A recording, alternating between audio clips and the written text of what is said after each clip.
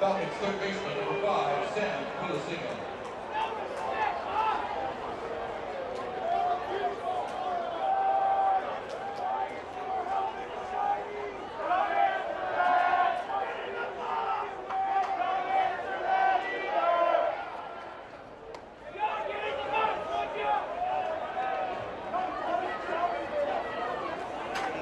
He has hit .338 since then, so he's at 282. Deep in the box, open stance, 1-0. That's over for a strike. As Clint Fagan calls balls and strikes, John Brammer's at first, Doug Williams, our second base umpire, and Joe Harris is at third. Single by Chase Spencer, held on by Ted Burton. We'll give you the Aggies defensively. 1-1 to Kulasinghe. Move to first, Spencer gets back. He is 19 for 24 in stolen bases.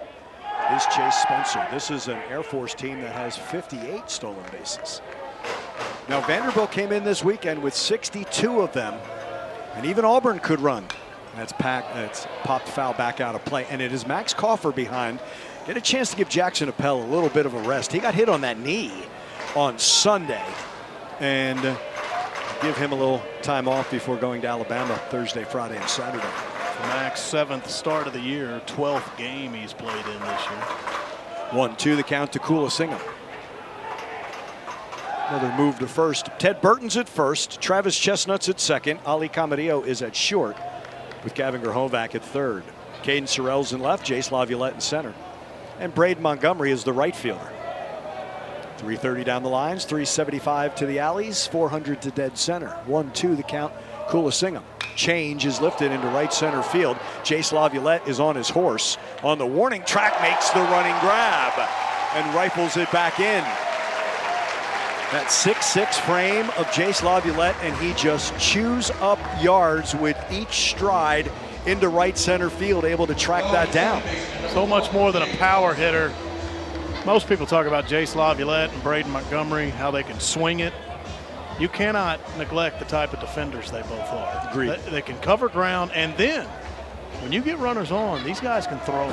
They have arms. How Jace about the throw Laviolette Braden made does. Sunday? My goodness. Bases loaded, one out, caught it, one, getting to the line, and then, Will, it was a laser. It was on that line all the way to Jackson Appel at home. Yeah, froze a runner at third base. And you mentioned Vanderbilt. They like to run. They never got the run game going all weekend, mostly because of the dominance of Aggie pitching. Yep.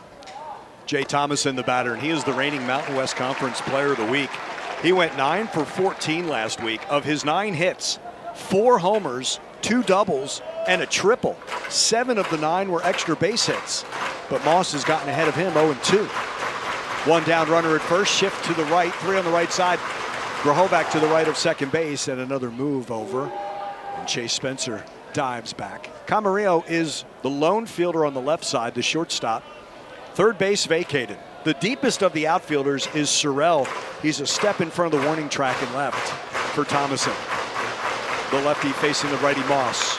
Bouncing ball foul, changeup by Moss to the Air Force dugout, fielded by their first base coach. Fielded on the run by that first base coach. That was good stuff. Bluebell Park crowd Very applauded appreciative. him a bit. 0-2 the count to Jay Thomason, 368. 11 home runs this year, career 48 of them. Another move to first, and Spencer back safely. So Burton holds on Spencer at first, then Chestnut, then Grahovac on the right side of the infield. Camarillo is at short and shaded a bit up the middle. Open stance for Thomason. The lefty facing the righty Weston Moss. 2 strikes on Thomason with 1 out. Pitch. Floats high and away. 1 ball and 2 strikes is the count to Jay Thomason.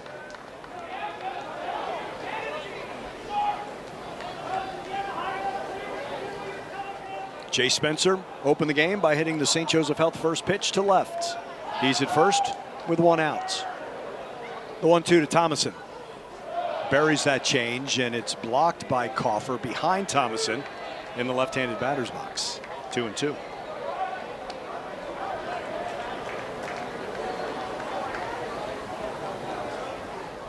Thomason grew up in SEC country, Auburn, Alabama.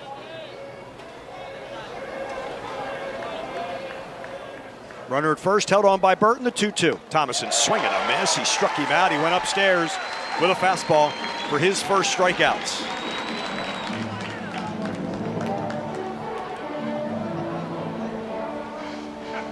Two away, it brings up Charlie Jones. Weston's last appearance, April 7th at South Carolina. He's essentially thrown in 5 straight SEC games out of the bullpen. But gets the nod on a Tuesday non-conference game here.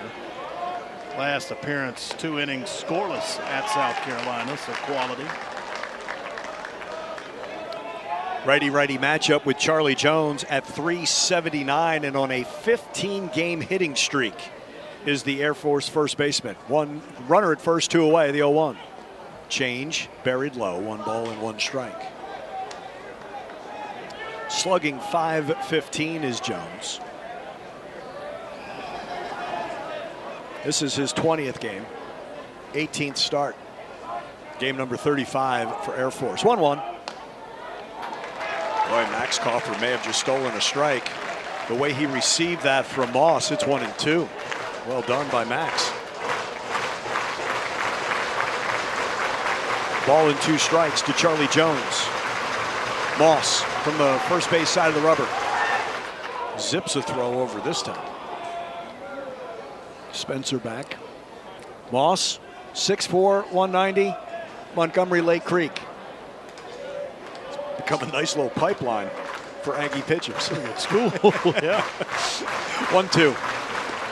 Over through that, down and away. 2 balls and 2 strikes to the right-handed hitting Charlie Jones.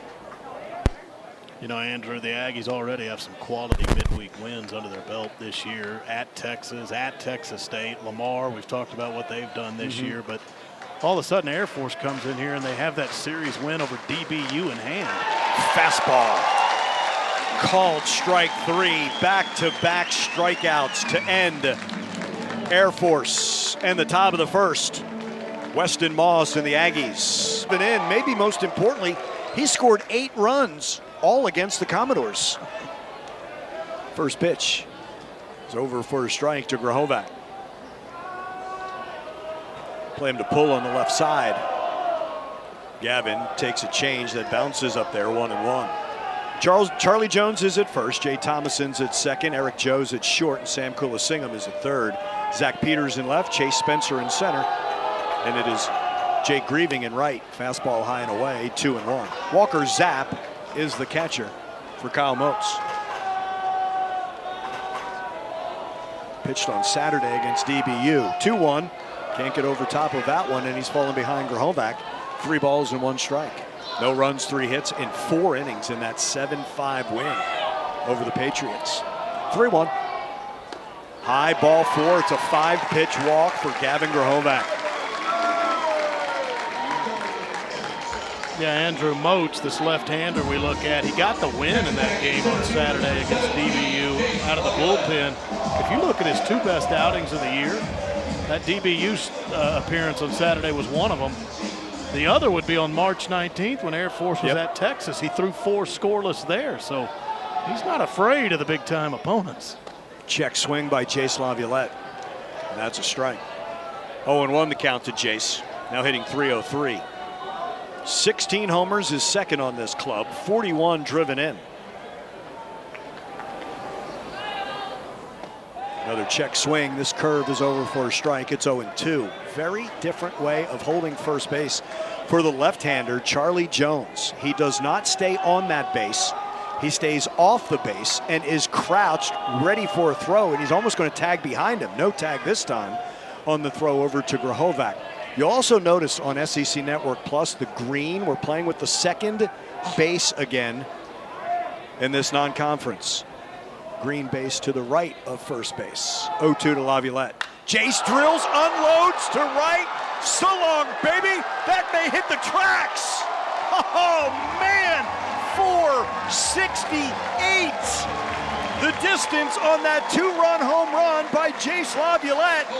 It left here at 109 miles per hour.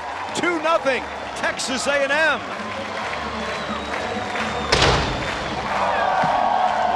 I really think it did hit the tracks, Andrew. I mean, That's how far it flew.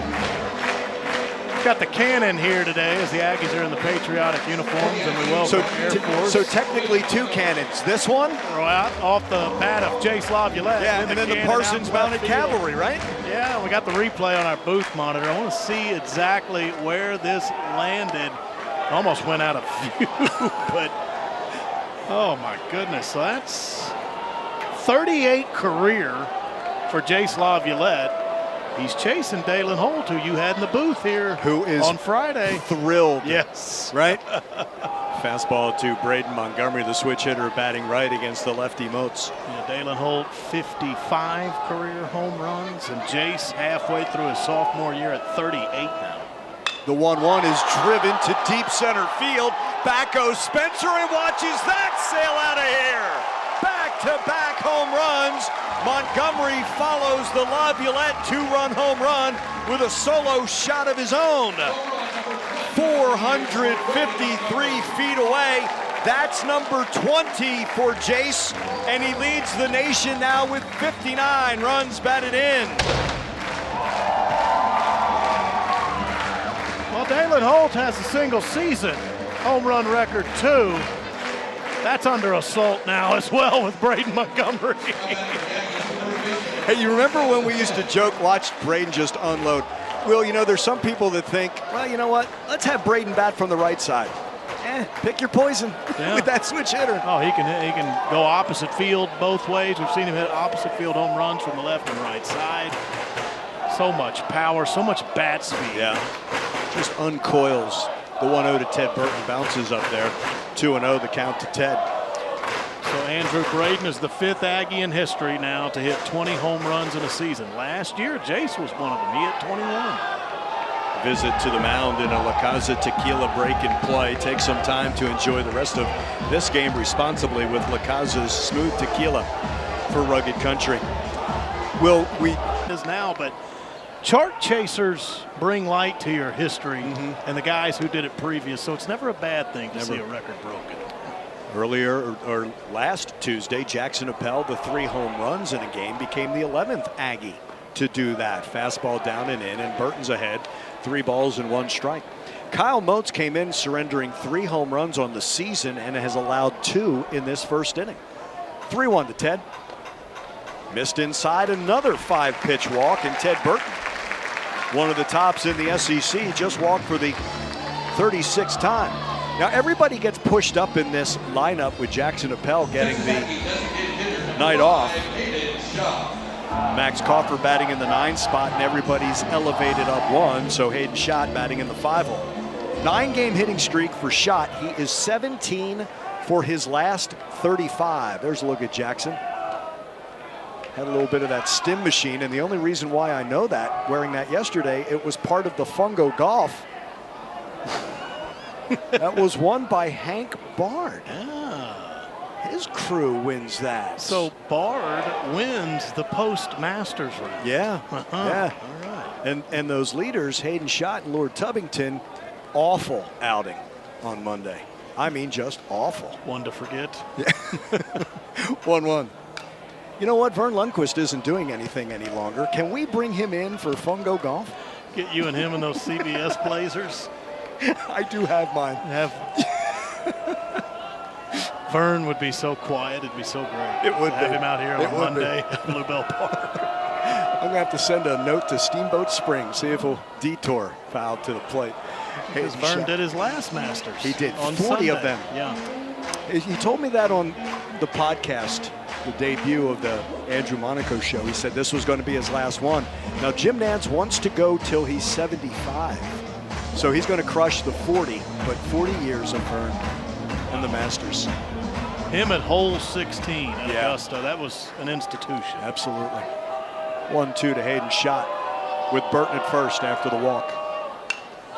This is skied to shallow left. Out goes Pulasingham, and he will peel off so left fielder Zach Peters can make the grab for the first out here in the bottom of the first. 3-0 A&M. And here's Ali Camarillo. Now Camarillo did not show up, and we joked with Ali on Sunday, is he defecting to the LIV Fungo Golf Tour? The Tuesday group? Well, those are usually game days. It may have to be a Wednesday. It might have to be.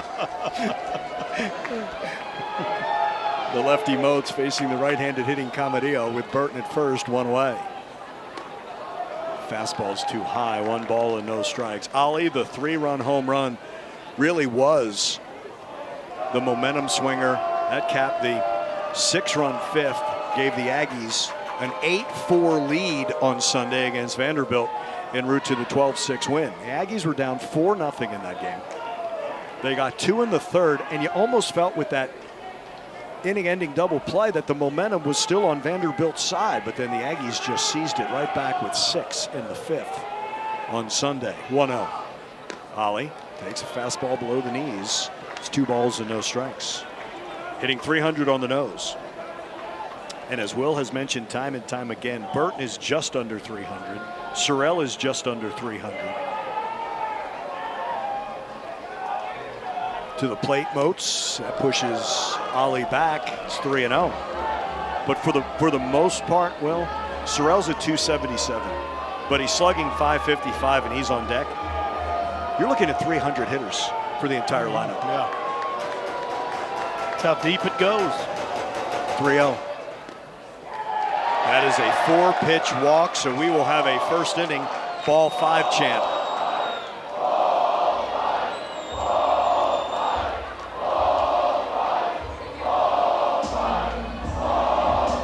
Ball 5 chant, one of the great traditions here at Bluebell Park. This past weekend, essentially, we cranked up another one, didn't we? What has made more news? The Aggies being #1 or Rattling Bog? I think right now blaring over the speakers. I think right now Rattling Bog. Yeah. Yeah. And we've heard it twice. Yes, we in have. this first inning. Here's Caden Sorrell, first and second, 1 away. Now ball 6 as it misses outside.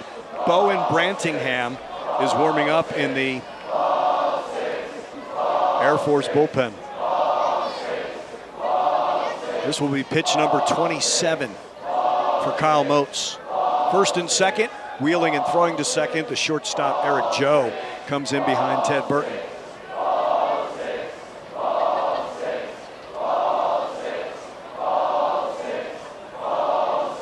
Yeah, throw to second doesn't stop this chant. No, it's not. It only prolongs it. That's right. 1-0. Down and away, 2-0. Not only does it prolong it, but it gets more vociferous. 2-0 the count to the left-handed hitting Caden Sorrell. It's a lefty-lefty matchup. Over for a strike. The catcher Walker Zapp looking at first, but Charlie Jones was not there. Camarillo got back. 2-1 to Sorrell. Caden went 3 for 9 in that series against Vanderbilt this weekend. 2-1. And he spins that curve in for a strike. It's 2-2. Burton and Camarillo with walks. After back-to-back home runs, Jace Laviolette a 2-run bomb. Braden Montgomery the solo shot. 2-2. This is lifted into the air to shallow left. Zach Peters coming on. 2 away. For Travis Chestnut. For the Aggies, second baseman number 4, Travis Chestnut. Travis hits in all 3 of the games against Vanderbilt. And just, he's such a disruptor and an energizer and a spark plug, and sometimes if you're the other team, a pest. And I mean that in a good way. He gets on base, he's going to occupy your mind, Yeah. that's for sure. And he's going to score. Down and in, blocked. Burton strays off the bag, but waiting too long to throw his Zapp. He was waiting for a fielder to get to second base. And by time Thomason got there, Burton was able to scramble back. He read that ball in dirt. Zapp did a nice job behind the plate, blocking it to the left side of that dirt circle. Burton still has a big lead. 1-0 to Chestnut. That is at the belts. 1-1 the count to Travis Chestnut. Andrew, the homers by Jason Braden here in the first inning. That's 19 first inning homers now for A&M this season. 1-1. Swing and a miss and a change. That's why we say that top three is our 44 Farms meat of the order. 44 Farms invites you to enjoy premium all-natural Angus beef by visiting 44farms.com. 44 Farms, the official beef, Texas A&M Athletics. A ball and 2 strikes to Chestnut. First and second, 2 away. Swing and a miss. He struck him out. 8 Aggies come to. Who bats from the left side? That change floats away and gets past Coffer and ricochets right back to Coffer. So, Andrew, the 19 first inning home runs now, that's out of 75 total for the year. A quarter of our home runs in the first inning. How about Air Force getting a chance to get on the scoreboard? And they do, as Jake Grieving visits section 12 with his 6th home run and 30th run batted in. He's one of the leaders on this team and in the Mountain West. That's his 45th hits, and that's a leadoff home run here in the second. Just when I talk Aggie home runs, a Falcon goes yard. Yeah, Jake saying, I'm in this too, Will. Yeah. Oh, and he went up and got that one. Well, if you think a Service Academy team is going to go anywhere after getting down, you can think again. Better believe they it. don't. There is no such thing as quit in any of the Service Academies. Look, in his squadron's the Grim Reapers, so that is a powerfully built young man, 5'9", 195, the senior from right in that area of Parker, Colorado, chopped foul at the plate, Zach Peters. Zach Peters is hitting .343 in his last 7 games and has raised his average to .289. 3-1 game here in the second. To right field, Braden Montgomery watches that sail, just foul. That slices down that right field line. Yeah, don't you love how the Air Force roster also lists the cadet squadron? I love it. Out there next to their hometown. Absolutely love it. They're part of. Well, we were talking before the game. You'd love to see A&M with more Service Academy scheduling. Yeah. Army came here a few years ago for a series. That was nice. Football has played Army in San Antonio and at Kyle Field in somewhat recent years. That was in the Dennis Franchione and Mike Sherman eras. 1-2. Can't get that to spin in. 2 balls and 2 strikes. But I don't recall seeing Air Force on a football, a basketball, or a baseball schedule for a long time. Really, Navy, the same thing. Yeah. But Army, we've seen a little bit of. Yes. 2-2. Change up low. 3-2 now to Zach Peters. Leadoff home run here in the second for Air Force, Jake Grieving. 3-2 for Moss. Fouled off to the right.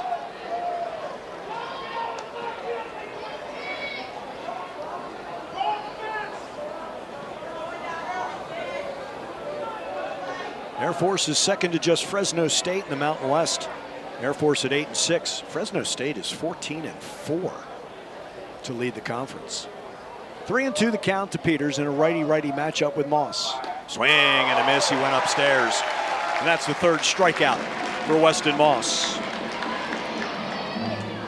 1 down here in the second. So goes fastball at 90 miles per hour up to get Peters. I mean, he went 77, 76, 90. Good response to allowing the home run. Yep. Here's Eric Joe.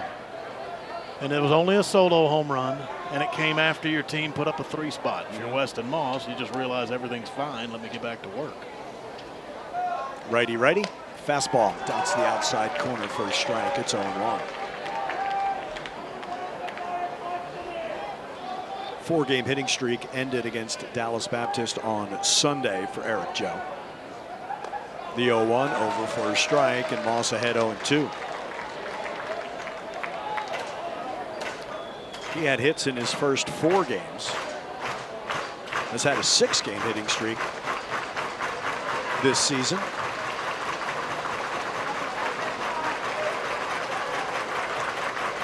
He's in the hole 0-2 to Weston Moss. Pitch. Fouled, just got a piece of that breaking ball.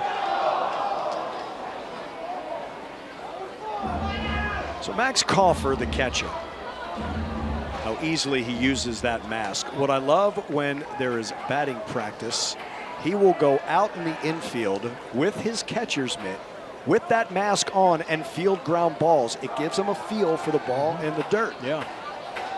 0-2, down and away. That's and a drill right I've noticed too this season. Yep. With the mask and everything.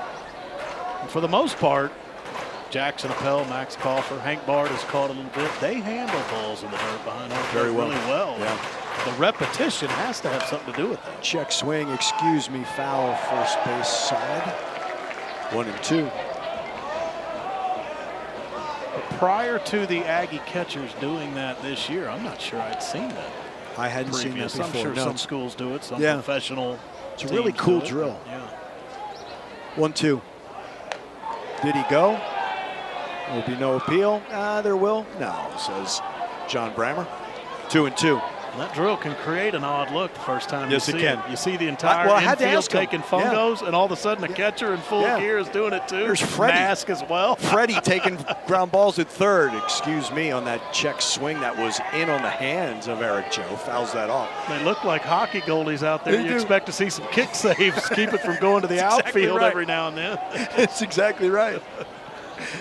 2 balls, 2 strikes to Eric Joe. Weston Moss. Bouncing ball to third. Grahovac will throw across the diamond and cannot be scooped by Burton. Safe at first is Joe.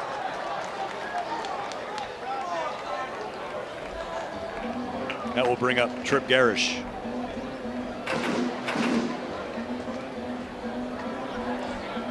That will be a throwing error from Grahovac. Yeah, it looked like Gavin just never got on top of the ball. As we get a replay, look at the transition. It just kind of stays low. And just never really got on top of it to get that full throw across the diamond. So here's Garish batting from the left side against Moss. Swing and a miss. First pitch fastball, 0-1. And in a couple of games in the series against Vanderbilt, when that throw skips, you like it to skip in the grass, not that dirt. But Burton, who is also new to first base, down and in, 1-1, did what you're supposed to do at first base. He got out there, still gave himself room to go get it. Didn't get tied up. It just hit that dirt. 1-1 change is low, 2 balls and 1 strike.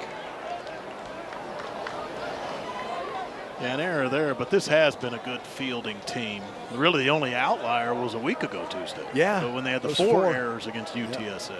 They're fielding 980, which is towards the top of the SEC. I think prior to UTSA, it ranked in the top 5 in the country, the fielding percentage. Now it dropped, I think, right out of the top 10 after the UTSA game. But still very good. 2-1. Too high. 3-1. Garish at 273. This is his 6th start. And at the knees for a strike with a fastball, 3-2.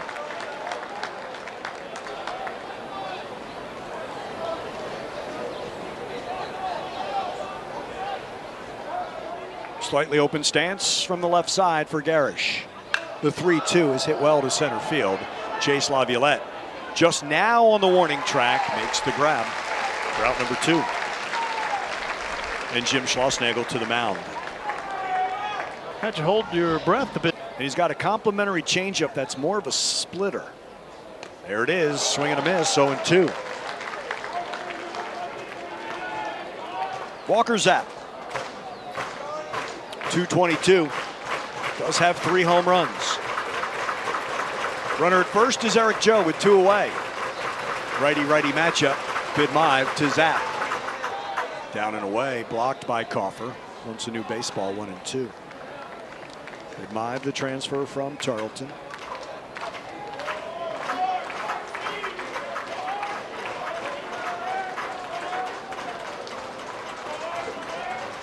From the third base side of the rubber. Throw to first, back diving is Eric Joe. 4 of 6 stolen base attempts. for the Air Force shortstop.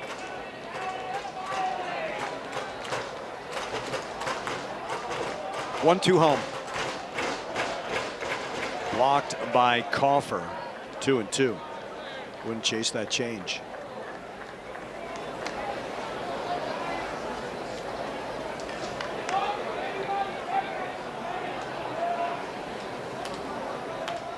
Grahovac towards the line and Camarillo towards that 6-hole on the left side.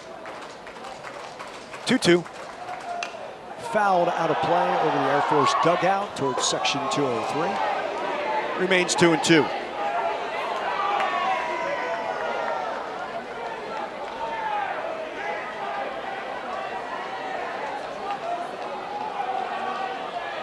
Joe at first, 2 away. Dancing off first, 2-2 home. To center field, Jace Laviolette. Still shy of the track. Makes the grab. Bidmaev comes in. Whoa! No. If I would have known that, we'd have brought some that guy over. to your right. Through the window. I didn't have a chance. Brawny had him. I kept the series dog, which was a hot dog with a cheesesteak on top of it. Look, they'll It was a come foot back long. in the future. And How'd when you they like the come loaded back, churros? You get them. Loaded churros? Did you like those? Oh, yes. And I love the fact that we got a churro train rolling around I do too. the concourse at Yeah. Bluebell Park this year. Yeah. 1-1 the count to Max Coffer. Max would appreciate food talk. Bouncing ball to shortstop where Eric Joe is. Throws to first, retiring the Aggie catcher. One down here in the second. This is still Kyle Moats. Pitch number 37 for him with one down here in the second inning. And Gavin Grahovac. He walked and was aboard on the 2-run home run by Jace Laviolette in the first. Yeah, I was trying to get this out in the second inning when I was interrupted by a Grieving hitting a home run off of us. But Slider down and in, 0-1. so now you have the 19 first inning homers, 75 total for the year. A quarter of our homers in the first inning of play. That's getting off to pretty good starts. Think about the repercussions. Now you have a pitcher who comes out in the second inning with a lead. Yes. Right? It's not 0-0. And it usually will. It's been 3 runs in that first inning. Now, early crooked numbers, certainly not uncommon. 0-2. And after walking Grahovac on 5 pitches, his first time up, he strikes out Grahovac on 3 pitches here in the second. And here's the aforementioned Jace Laviolette. 469 feet to right. 109 exit velocity. The 2-run home run by Jace off Kyle Moats. And with 2 down and the base is empty, these two square off once again in a lefty-lefty matchup. And remember, it was with 2 strikes that Jace hit that home run. And so now, Andrew, the Aggies are outscoring opponents in the first inning 58-10. 0-1. Down low, 1-1. And in fairness, it puts the pitcher needs to throw that 0 up after, or at the very least, as you said last inning for Weston Moss, just the 1. Swing and a miss, 1-2. It's 1. You can't do anything about the homer. What do you do after that? And Weston Moss, if you count the error, should have been out of that inning. Yeah. But then Zane Bidmaev kept that at just 1. 1-2 on the way. Jace bouncing ball foul wide of first.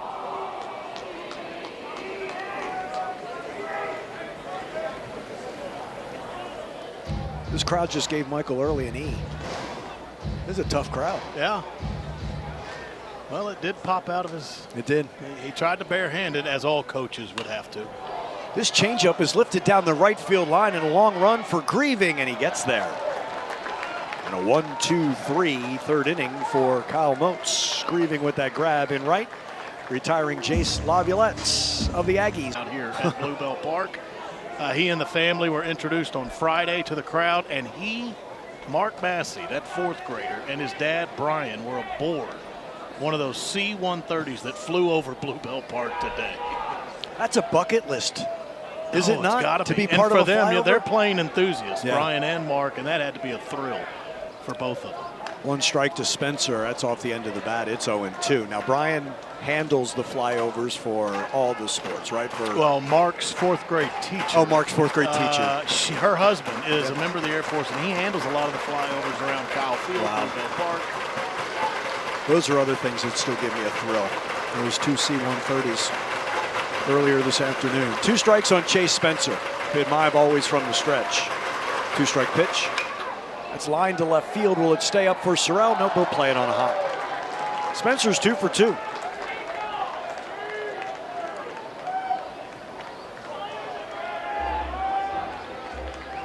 Yeah, so the Turnip Gold weekend was great, bringing awareness to childhood cancer. And as we said, Mark diagnosed with a brain tumor, finished radiation last week. He loves Aggie baseball. He loves Jace Laviolette. Does he really? And has gotten to spend some time out here at Bluebell since then. And to top it all off, my goodness, to be aboard the flyover planes today. We'll just think to be able to spread that message of his as well as Turnip Gold in front of 22,000 over the weekend. Second largest Phenomenal. Weekend crowd in A&M history. The 1-0 fastball from Bidmaev is a strike, 1-1. Now, my understanding, those 2 planes, those C-130s that flew over, are the planes Air Force took down here from Colorado Springs. As we joked before the game, they have access Yes, they do. to plenty. Here's Kulasingam. Spencer at first, the leadoff single here in the 3rd. Fastball is a strike, 1-2. Well, you and I were joking saying we can go to Coach Kaz and say, how come you didn't pitch this guy? Well, he's flying us back. Well, he needs flight hours. That's what we thought, yeah. Ball in 2 strikes. He's on the tarmac doing flight check right now. Swing and a miss. He struck him out. Kulasingam is the first out here in the 3rd. And the first strikeout for Zane Bidmaev this afternoon. It's a nice pitch by Bidmaev. By Air Force, that's an elevated pitch that Kulasingam tried to tie this game. Here's Jay Thomason. He was one of the 2 strikeouts in the first inning by starter Weston Moss, the first career start for Weston. Spencer going, bunting is Thomason, and he bunts that to the Aggie dugout, 3rd base side. 0-1 as Spencer heads back to first base. Again, 19 stolen bases for Spencer. Thomason, when he gets on, he has 10 stolen bases. The righty Bidmaev, left-handed hitting Thomason. Open stance from that left side. 3 on the right side of the infield for the Aggies. Camarillo at short. And time is called by Thomason. Third base vacated. Camarillo at shortstop. And using now as an offensive conference as Coach Kaz comes out. Schloss mentioned in the Wells Fargo warm-up, he was that guy at UNLV who was playing Texas A&M. He knows Air Force, obviously, from there, but he was that guy also playing these kind of Tuesday games and has continued this tradition of playing these schools, whether he has been at TCU or here at Texas A&M as well. It's a good thing to do. I mean, you could play really good midweeks right here in Texas. We've talked about that. Some of the wins the Aggies already have. Swing and a miss, down and in. But isn't it always nice just to see somebody different every now and then? I agree with that. When you get in a Tuesday game.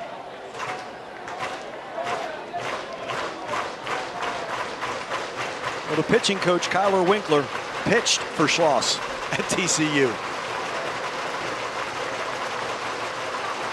Throw to first, Bidmaev. If you remember a week ago, one of the 4 errors was a throwing error by Bidmaev. Burton holds Spencer at first, then Chestnut, then Grahovac to the right of second base. Camarillo at short. There goes Spencer. Bouncing ball to the right side. One play for Chestnut. That's to first. He looked at Spencer at second to make sure he didn't take a big turn, as Ali Camarillo would then go to third, cover that unoccupied bag. 2 away. Spencer to second. Stays out of the double play, and here comes Jim Schlossnagle to the mound. Jones took a called 3rd strike from Weston Moss.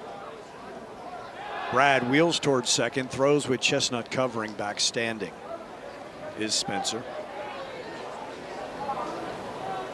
Charlie Jones on the 15-game hitting streak. Righty-righty matchup with the Sidewinder Rudis. And that gets away from Max. The wild pitch sends Spencer to third. So he dropped that arm angle. Did Brad Rudis. That's what Max Wiener worked this offseason with Brad, and saw the effectiveness, what he was doing, overhand delivery. They changed arm angles, and they kept looking at the numbers and looking at the numbers, and they have come out with this is the ideal arm slot for Brad Rudis, and Brad has run with this.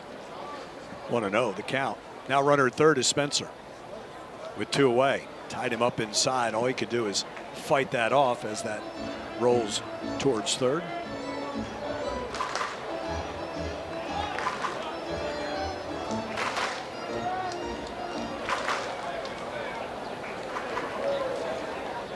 One and one now to Charlie Jones. Down and away.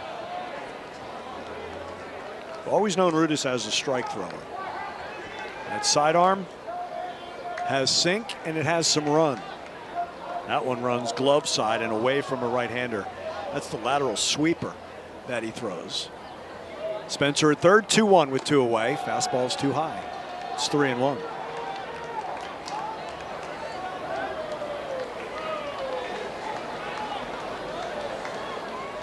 I have been remiss when I talk about their head coach. I need to say Major retired Mike Kozlowski, not just Coach Kaz. 3-1 is the count to Charlie Jones. The pitch over for a strike. That's the strike thrower, Brad Rudis, right there. 3-2. Just like President Mark Welsh's general retired. Yes, it is. The Air Force grad, like you mentioned, throughout the first pitch today. Oh, and not to mention he was the chief of staff of the Air Force for 4 years. 3-2 is the count to Jones. Runner at third, 2 away. Pitch from Rudis. Play right side. That's right. Mark Welsh went to the bullpen for the first pitch. Yeah. That's what he did. Yeah.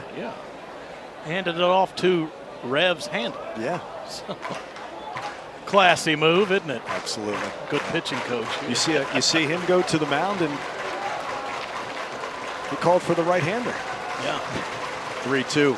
Count to Jones. 2 outs. Runner at third. Brad's pitch. Fouled straight back. Grahovac deep at third. Runner there is Spencer. Rudis to the rosin. The batter is Jones. The pitcher is Brad Rudis. Righty-righty matchup. 3-1 Aggies. We're in the third. Chase Spencer at third with 2 away. The full count pitch. This is hit well to left field. To the wall, Sorrell, and with one swing of the bat, Charlie Jones ties this game at 3 and extends his hitting streak to 16 games. 3-3 on the 2-run home run by Charlie Jones.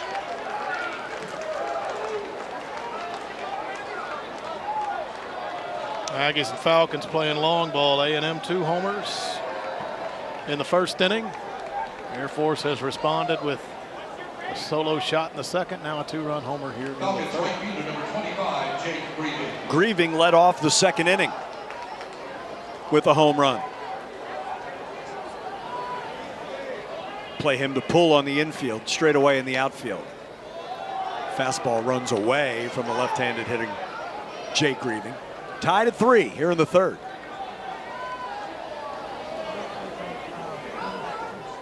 The 1-0 from Rudis.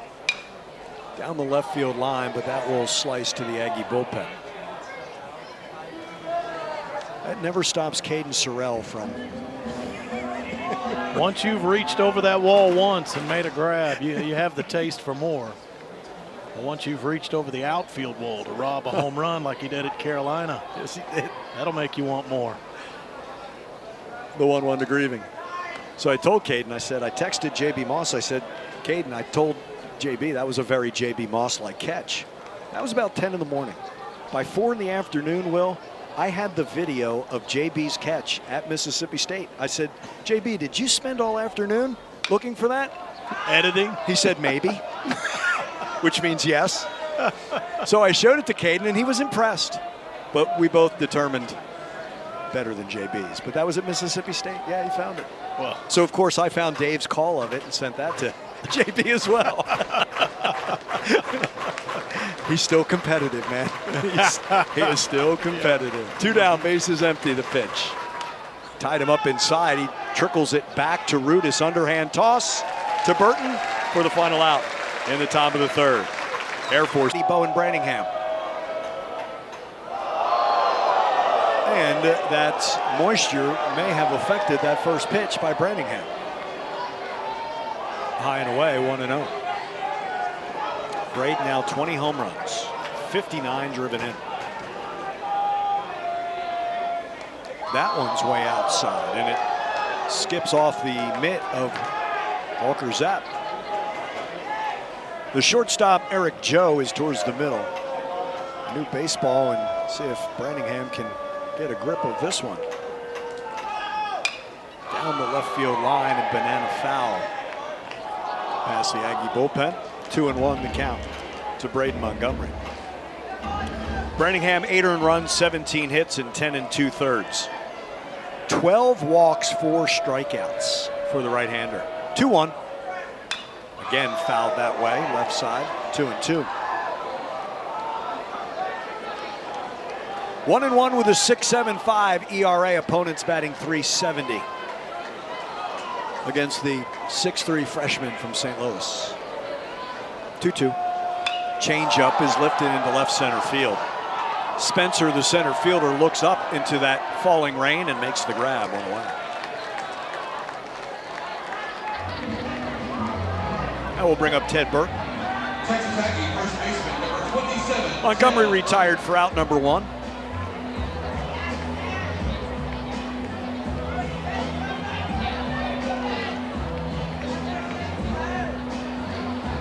Do we need to text Shell and ask how long this is going to last? Well, I'm looking as best I can. It says we have chances of light rain for the next hour. I'd say it's picked up a little bit at the moment, though.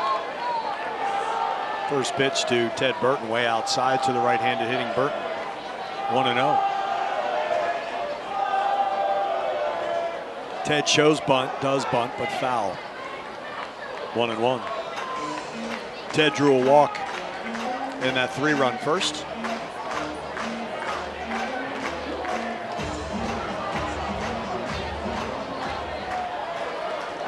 Righty-righty matchup. Slider's a strike. 1-2.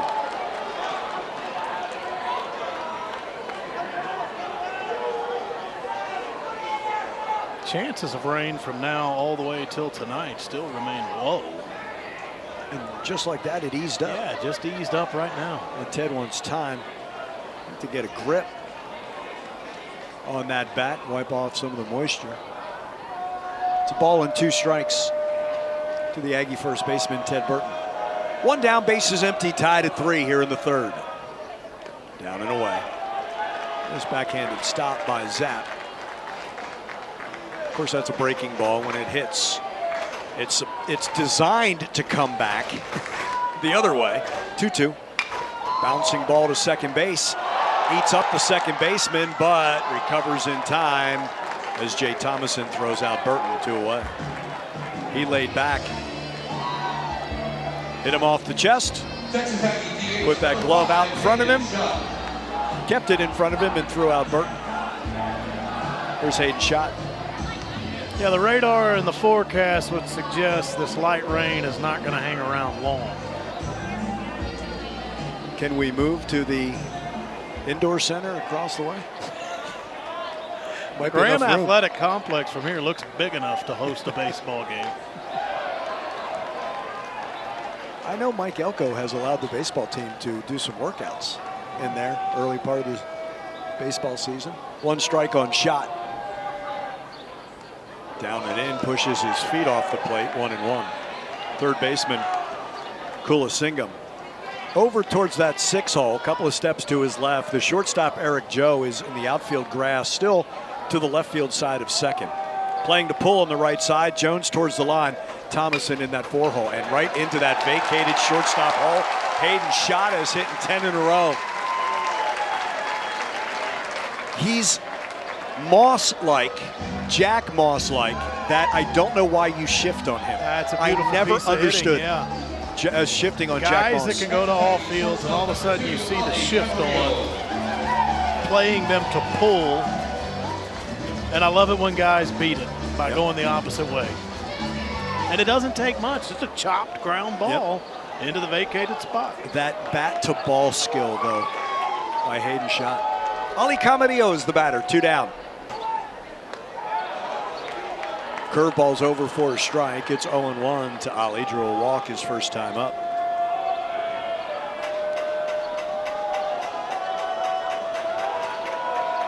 Two down.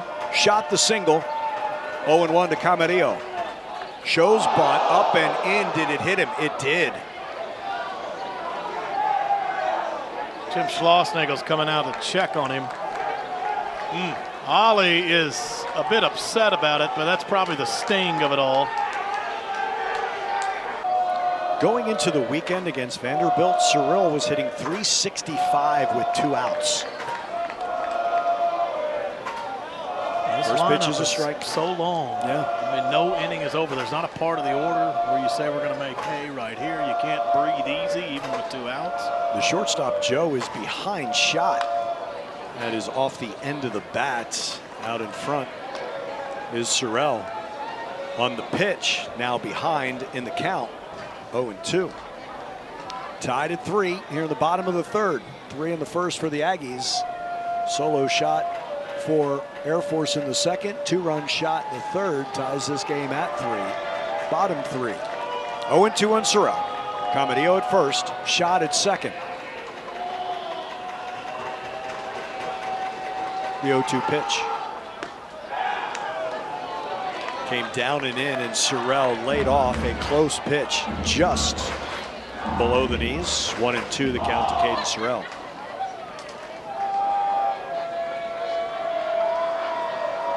Left-handed hitting Cyril, the freshman. First and second, 2 away. 1-2 home. Grounded to the right side. Thomason boots it in right.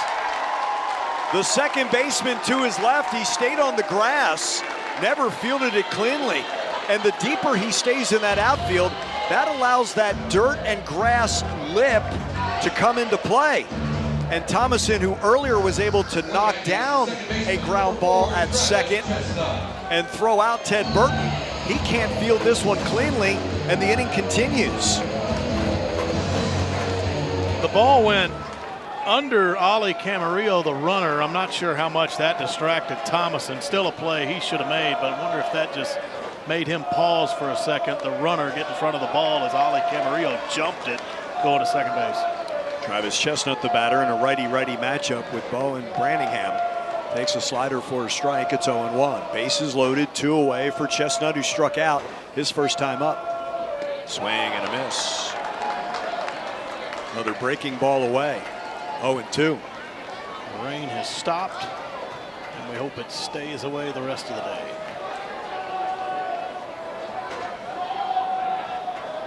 Two strikes on Chestnut. Missed away. 1 ball, 2 strikes. Remember, Branningham got ahead of Cyril 0-2 before the error to load the bases. From the stretch in the first base side of the rubber, Branningham's 1-2. Fastball high, 2-2.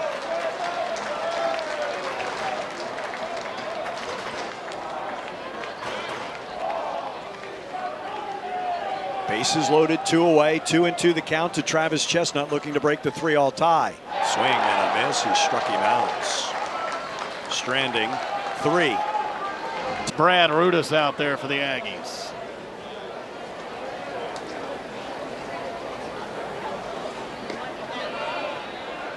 First pitch to Zach Peters, a check swing, and he did not go around, so the pitch was away and low, 1-0. Right on right matchup here. Rudis from the stretch, even with no runner on base. And the 1-0 came in with a strike, 1-1. The Aggies got 2 home runs in the bottom of the first inning. A 2-run shot from Jace Laviolette, a solo home run from Braden Montgomery. A&M led 3-0 after an inning. But then the Falcons started to play long ball. 1-1, swing and a miss, a ball and 2 strikes. Air Force got a solo home run from Jake Grieving in the second inning. They were down 3-1 after 2. Then they got a 2-run homer from Charlie Jones in the third. So we go to the fourth inning, the middle innings, and it's 3-3. We are tied up. Reached out with 2 strikes into center field, looped in front of Jace Laviolette. That will land just a few steps in front of the Aggie center fielder. So a leadoff single for the Falcons here in the top of the fourth inning. Air Force has gotten the leadoff man on base in every inning. Single by Spencer in the first, but then Weston Moss retired the next 3 Falcons. Grieving's home run in the second was the leadoff man. Single by Spencer in the third, and a single by Peters here in the fourth. Leadoff man has been on in every frame for the Falcons. And now it's Eric Joe, and the first pitch to him. Fastball called strike from Brad Rudis. Eric Joe reached on an error back in the second inning. It was an error on the Aggie third baseman Gavin Verhoeven. Gavin playing well in here all the way on the grass. With Joe at the plate. Just threw over to first base to check on Zach Peters. Falcons can run. Peters not necessarily one of them. Another throw over the first base with Peters back diving safely. Peters has tried 1 stolen base this year. He was thrown out. And one more throw back over to first base.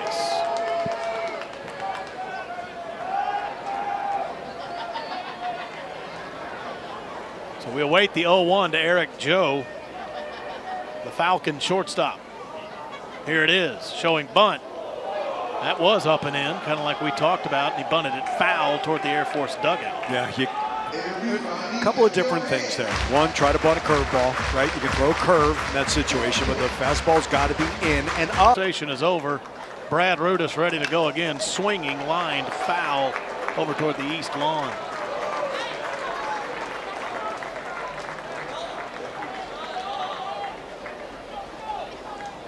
The Aggies, the #1 team in the country. Air Force came in having taken 2 of 3 this past weekend from nationally ranked DBU up in Colorado Springs. 0-2 pitch. Fouled off straight up, straight back. Looks like it's going to get out of play. Max Coffer giving it a look. It'll land just over the net at the club level down below home plate. Coffer getting back there, but watching it just barely get over the net. Still 0-2 to Eric Joe. The Aggies get the #1 spot nationally after that dominant sweep of Vanderbilt this weekend. Shut them out in the first 2 games. A&M was #3 going into last weekend. Vanderbilt was 6. It was a top 10 matchup. The Aggies sweep it, and they're now #1. This is bounced back at Brad Rudis. Had trouble handling it, and his only play will be at first base. I think he had his mind on a Dos Equis double play, but he bobbled the ball for a moment, and his only play was to first base to get Joe. Gets the out there, and Peters goes to second. Yeah, gets the out is the most important thing there. You're right. He thought about going to second when he didn't have control, and then made a nice controlled throw over to Ted Burton. He didn't speed up on that panic. play. Nope. Just collected himself, knew he had time to still get Joe, and he did. Trip Garish is the hitter, swinging a miss to the lefty on the first pitch. Caught the outside part of the plate at 87 miles per hour, and Garish swung through it. Garish flew out to center field back in the second inning. That's outside for a ball. 1-1. So 3-3, we're tied, top of the fourth. Air Force has Peters running at second base, Garish at the plate, 1 out. 1-1 pitch, breaking ball, skied opposite field, left field. Sorrell heading toward the line, overran it just a tad, but recovers, takes a step back toward the fence, and will make the catch, reaching out, 2 down. Really nice jump by Caden Sorrell. That's a ball off a lefty, so you're thinking it's going to slice a little bit away, and then it comes back because we know the wind here once it gets above the overhang, but Sorrell does a good job and not racing so far, right? Yeah. Trying to catch up to it. He gets there and is able to reach back. Also kind of an odd ball to hit the opposite way. It was a breaking ball low and in, and he kind of twisted it to the opposite field. Yeah. Here's Walker's zap. First pitch to him will miss the zone, up and in, 1-0. So much run on Brad's pitches now. My fastball there, 88, goes up and in. It's probably part of that new lower arm slot. Yeah. 1-0 pitch, swinging foul ball back to the netting. So you got a ball and a strike to Walker Zap. 2 down now on the top of the 4th. Zach Peters gets his lead for the Falcons, running at second base.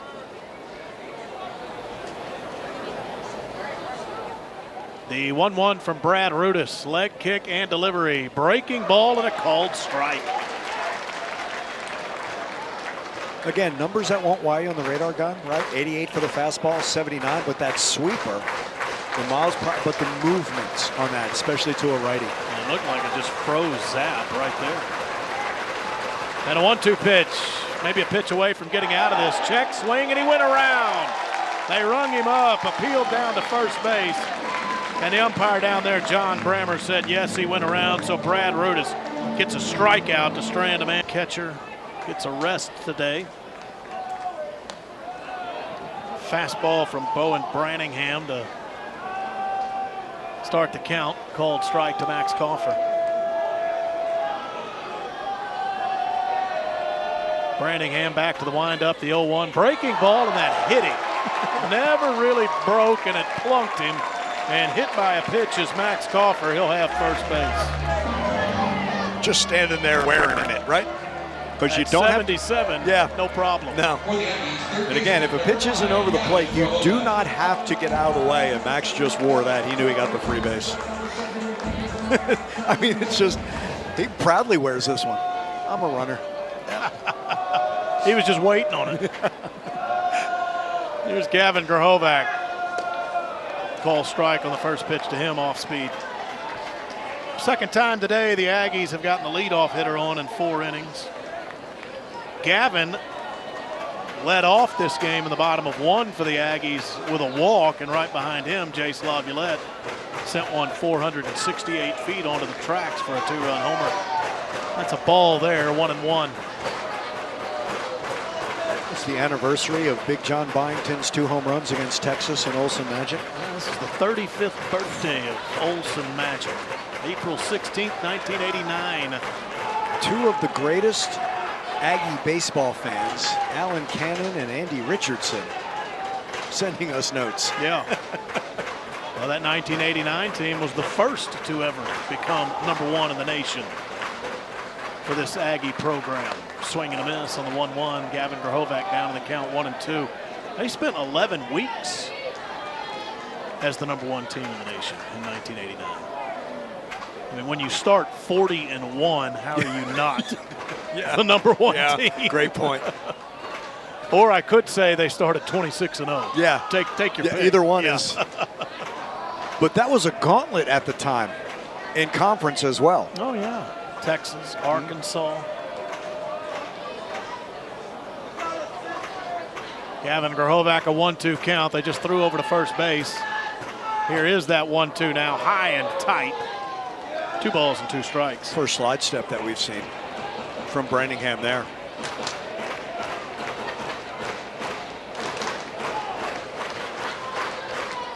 Right hand, or excuse me, lefty Jimmy Heben Street in the Air Force bullpen. 2-2 pitch, breaking ball, swing and a miss. Struck him out, 77 miles per hour. Branningham got him.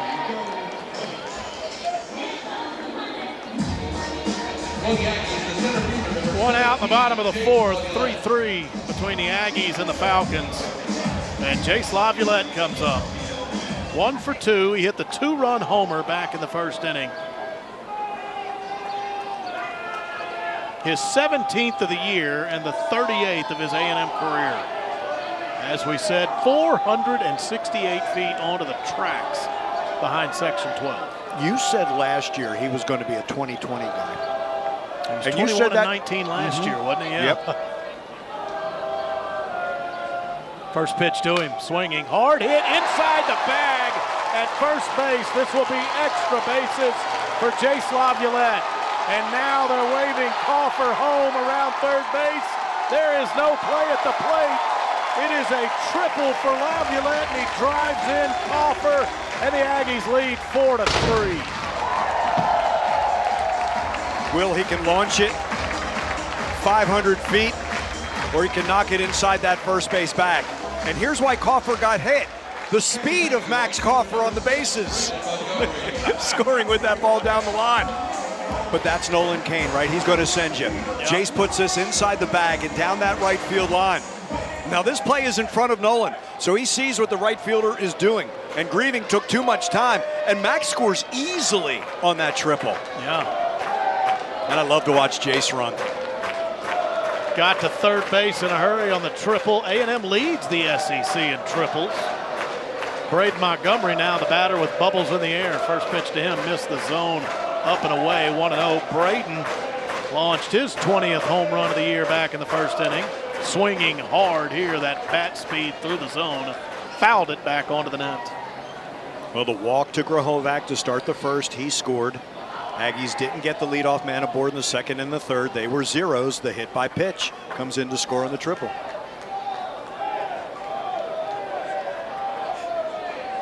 We await the 1-1 to Braden Montgomery swinging. Foul ball, third base side, out of play. So here's what's happening behind you, right? Bronny and I, all day Sunday, kept saying walk Braden Montgomery with the open bases. Vanderbilt did not, and Vanderbilt paid for it. And I promise that was first guessing, not second Bronny's guessing. behind glass to us, but we can still hear him saying to walk Braden Montgomery. It's a 1-2 count. High on that pitch for the fastball, 2-2. It's so much fun to watch Jace at the plate because he's so quiet until the pitch is coming, and that's what Bronny was bringing up. There's that slight load, then he explodes. Yeah, the explosion is the correct word, no doubt. 2-2 pitch to Braden Montgomery, breaking ball low in the dirt, 3-2. How much fun is it for you to work with Shesh and JB and Boomer when they see hitters? They were such good hitters themselves, and they can see how good these guys are. They do. They love to watch guys. They love to watch batting practice with the good hitters. Breaking ball, that stayed outside. Well, it wasn't intentional, but they did walk Braden Montgomery. You're thinking unintentional, open. intentional? I am too. So runners at the corners, Jace Laviolette at third, Braden Montgomery at first. Ted Burton will bat with the Aggies leading 4-3 in the bottom of the fourth now. There is one out. Air Force wants to chat on the mound, or will they be making it for 4 weeks in 2016?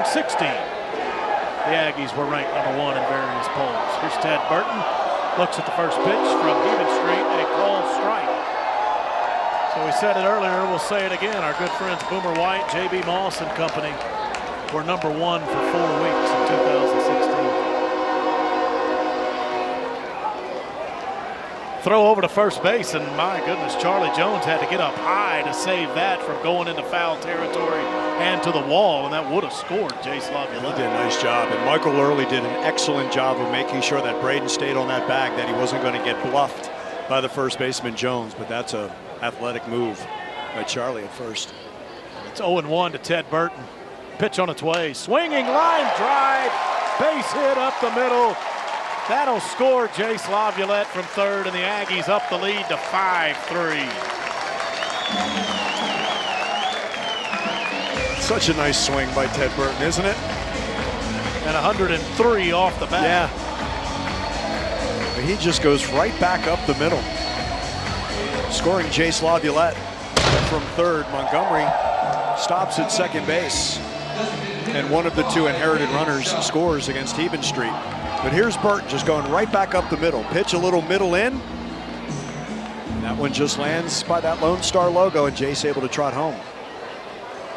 So 5-3 Aggies, one out here in the bottom of the fourth. Montgomery moved to second base on that. Here's Hayden Schott, the DH. Chopped foul on the first pitch to him through the coach's box at first base. Hayden's 1 for 2. He singled his last time up. He bounced one through the left side of the infield in the vacated spot because they shifted him to the right side. And Hayden has now hit safely in 10 games in a row. off-speed breaking ball. It stayed up a bit, and it's 1-1 to Hayden Schott. So in 2024, it's the 7th team in program history to reach #1 in at least one poll, and this 2024 team is #1 in all of them. 1-1 pitch, fouled away, 1-2. I go back to that '89 squad. That was also, it wasn't the dawn of ESPN, but ESPN really devoted a lot to college baseball in the early days, and I think A&M being part caught up in some of the success of college baseball. John Byington's second walk-off homer against the Longhorns on April 16th of '89. It was on ESPN that night, called by Tim Brando. We always like reliving that call. Tim I'm with you. No, it could be. It is a home run. 1-2 to Hayden Schott. Bounce that back up the middle softly. The shortstop will come across the bag at second base, and Eric Joe will throw out Hayden Schott. Everybody moves up a bag. And it's got to be the shortstop there, Will, because his momentum is taking him towards first base to get Schott. And that's on the right side. You're right. That's on that right side of second base. It's a nice range by Eric Joe. I think if that's the second baseman, Thomason, it's a much, much, much closer play at first base. Yeah, he would have had to backhand it. He had to get up the middle, backhand it, turn himself and throw, but Joe had the momentum going that way. Here's Ali Camarillo. Pitch inside to him on the first offering. It's 1-0, so now a couple in scoring position with Montgomery at third and Burton at second. They keep hitting Ollie. He's going to think not maracas, but he's a piñata. Here's the 1-0. Fouled away, 1 ball, 1 strike. Noticed more maracas showing up in section they're multiplying, as the season goes on. For the longest time, it was just one guy with a couple of maracas. Yeah. Multiple now. Multiple now then. Ali Camarillo's got a 1-1 count. Ali has reached base twice today, a walk, and he's been hit by a pitch. 1-1. High and tight. Just after I mentioned he was hit by a pitch his last time. And that hit by pitch struck him on the helmet. Yeah. When he had squared around a bunt, got him on the bill. 2-1 to Ali. Left on right matchup here. Pitch on the way, and that was in the dirt. Blocked by Walker Zapp behind home plate. I was impressed by the home run to center. We've seen him jump on a pitch, right, hijack one to left, opposite field power. But that one to center on Sunday, that was impressive.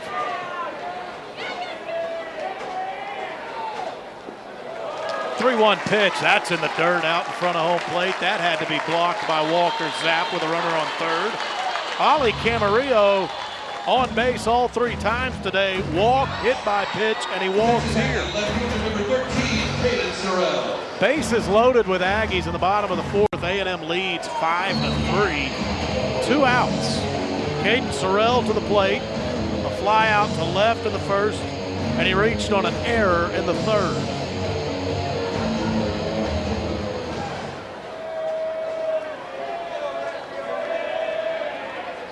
First pitch, swing and a miss. He was out in front of that breaking ball. A&M stranded the bases loaded without scoring a run in the third. They have the bases loaded here in the 4th, although 2 runs are already home in this frame. 0-1 count to Sorrell. Pitch on its way. Swinging, and he ripped this into center field, but on the run, just shy of the track, Chase Spencer. We're going with Niederland. Chop toward the Aggie dugout off the bat of Chase Spencer to start the top of the 5th inning. A&M leads 5-3. I can't say ugly finder there, right? Because it went to the coaches. Yeah, you might. Yeah, that might get back to him. Yeah. I'm not going to say with that one. Yeah. There's some you can say it about, and they'll take it in stride. Fouled away, looks fouled. It's down the right field line. It's twisting, and it did get onto the east lawn. Kind of had to hold my breath for a second, but it sliced far enough foul to get onto the east lawn down the right field line. Well, Jet Johnston, the charge here is to get this leadoff man. It always is, but Air Force put the leadoff man on base all 4 innings they've come to the plate today. Chase Spencer responsible for 2 of those. He's 2 for 2 with a couple of singles. He led off the first and the third with hits. So here's Spencer with an 0-2 count against Jet Johnston. In this 7-game hitting streak now, he's 10 for his last 27 is Spencer. See if he can retire him and sit down a leadoff hitter here. 0-2, swinging, looped, left field, over the head of Ollie Camarillo, and a base hit. Spencer is 3 for 3, 3 singles, and Air Force is 5 for 5 now as far as getting the leadoff hitter on base. Ollie ran out to shallow left field, and then he just tried to wave that glove as he's running away from home plate. See if that ball would land in it. It would not. So now it's Sam Kulasingam.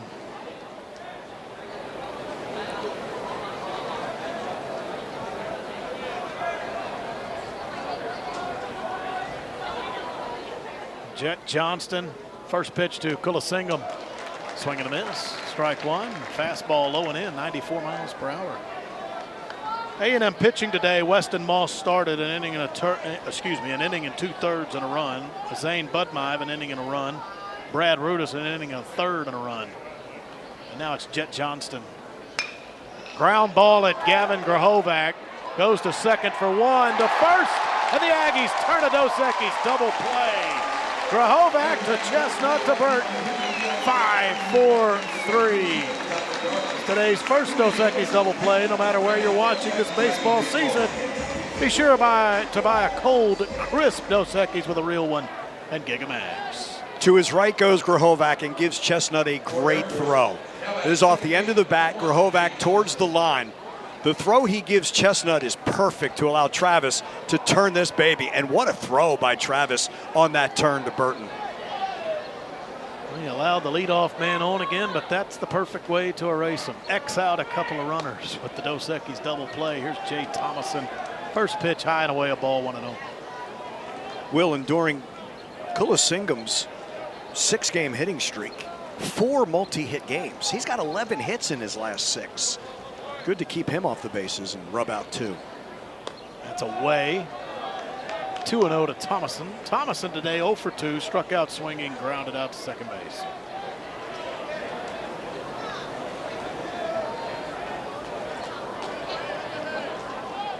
Two and 0 to the Air Force second baseman.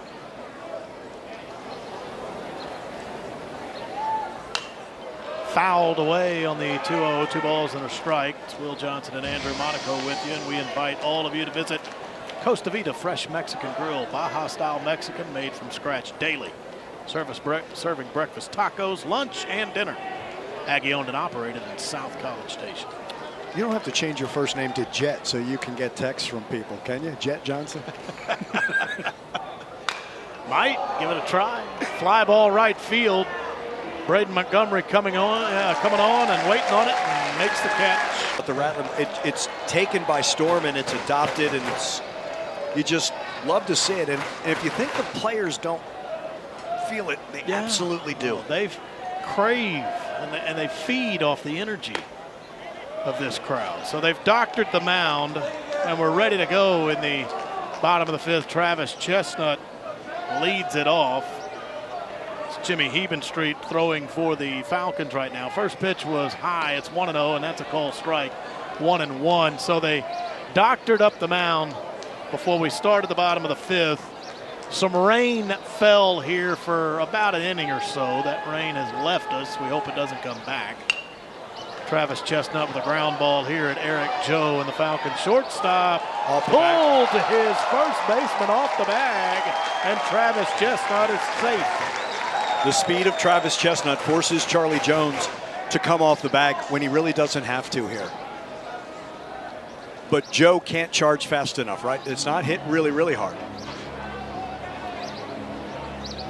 He just needs to let that go into the glove. That's, you know, Brammer's in really good position there at first. Call on the field is safe. They're going to challenge. And if it's not correct, they're out of challenges here. Again, they'll go beyond the dugout. But, Will, without that speed of Travis Chestnut, right, none of this happens. Because Travis has that kind of speed, you're thinking, I got to get pressure on you. Yeah. they're reviewing it. Thornton McFerrin Coaching Academy review. And nothing I've seen would say that you can overturn it. As Andrew mentioned earlier, we play with double bags at first base, the green bag in foul territory that the runner has to go for, the white bag in fair territory that the first baseman occupies. I just don't see anything right now that could overturn this into an out call.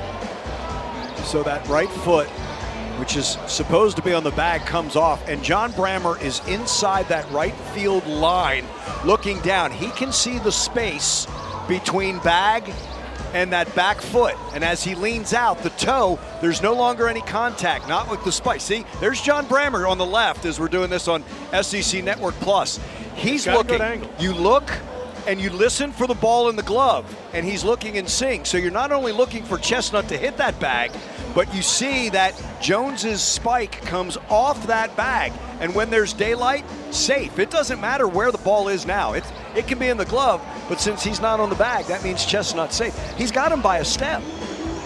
Jones just a tad impatient, again, because Travis has the speed. They know how much speed he has. And plus, Michael Early called him safe, so. That's a confirmation. But I always go back to what you said. Jones, if he just is patient, retrieves the throw, Chestnut is out. But perhaps because of the speed of the runner, he reaches out. I got to get to that ball. He's got to get to the ball, and he pulled himself off the bag. It wasn't the throw that pulled him off the bag. He pulled himself off the bag. And they have confirmed the call at first base of safe. Your point, and I say this all the time, call on the field is most important. Because replay's not the safety net you think it is. Yep. So oftentimes you can get plenty of angles at it, and it cannot tell you definitively to overturn a call. Well done by this crew today, though. That was a terrific look. Now Air Force out of challenges, unless it's umpire precipitated in the 8th and 9th. Max Coffer at the plate, and he shows bunt immediately. He bunted that foul well off the third base line toward the Aggie dugout. Now, normally, Travis is the one who's all dirty, right? But it's Max Coffer. Yeah. Wearing the old red, white, blue, and brown. He's been in the dirt plenty today. Max has grounded out and been hit by a pitch. He was hit by a pitch in the last inning, scored a run in that frame. That move to first, he showed bunt. Whether that will still be on, I don't know. There's the look at Max. Yeah, that's a ball player right there, baby. Again, Jones has to go across an Aggie base runner back to first. That throw on that outfield side of the first base bag, and he goes across Chestnut. And Travis runs, and I think the scoring is correct here. He runs courtesy of a fielding error by the first baseman, and I think that's right. He took himself off the bag. Nice bunt laid down here by Max Coffer, and Travis Chestnut round second. He's heading to third, and he's in. On the bunt, he kept on going around second. The sacrifice bunt by Max Coffer, and he sprinted all the way to third, and he's there. The importance of Max bunting this on the left side, it brings the third baseman in, but he forgets after the throw to go back. Third base is now vacated, and Travis knows this, and the pitcher falls asleep. He does not go over to third, so the sacrifice successful. Now Travis actually comes off the bag. If this is caught cleanly, you have a shot. It comes out of the glove, allows Travis to get back. There's your catcher zap going up there. Travis read it all the way. So he's at third with one out after the Max Coffer sacrifice bunt. And Gavin Grahovac at the plate. Foul ball on the first pitch to Gavin. He's down in the count 0-1. Gavin a walk and a couple of strikeouts today, and he scored a run.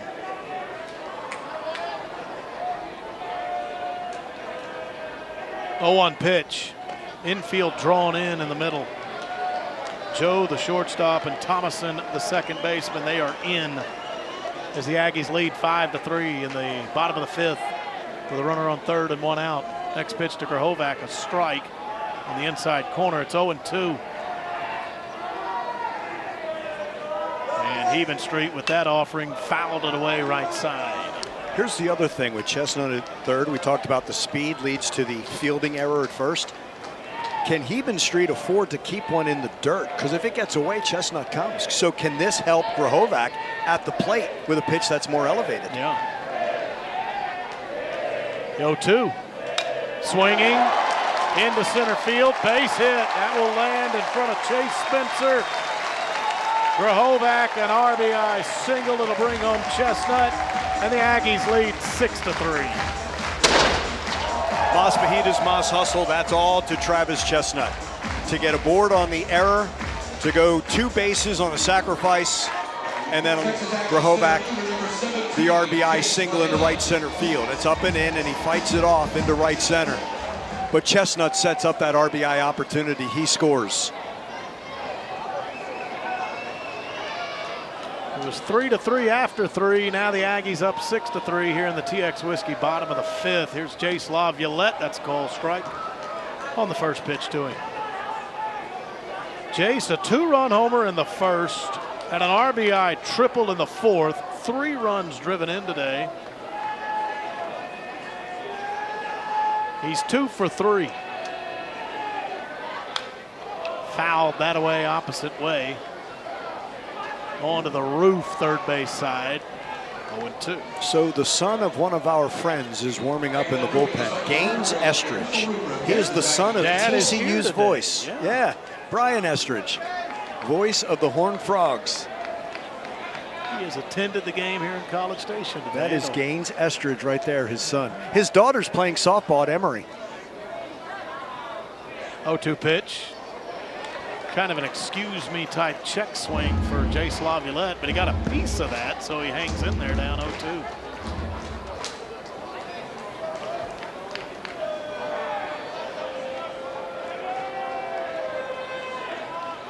And yes, Brian did some of Schloss's games at TCU. Yeah.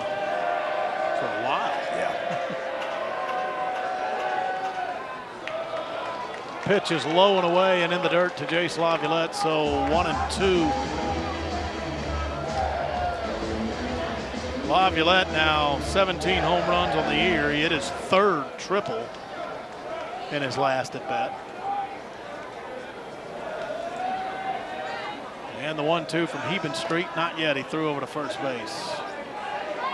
Like the 12th man, Valero stands ready right now. We're proud to partner with Texas A&M Athletics because together we are leading tomorrow with actions today. That's how we are changing the game right now.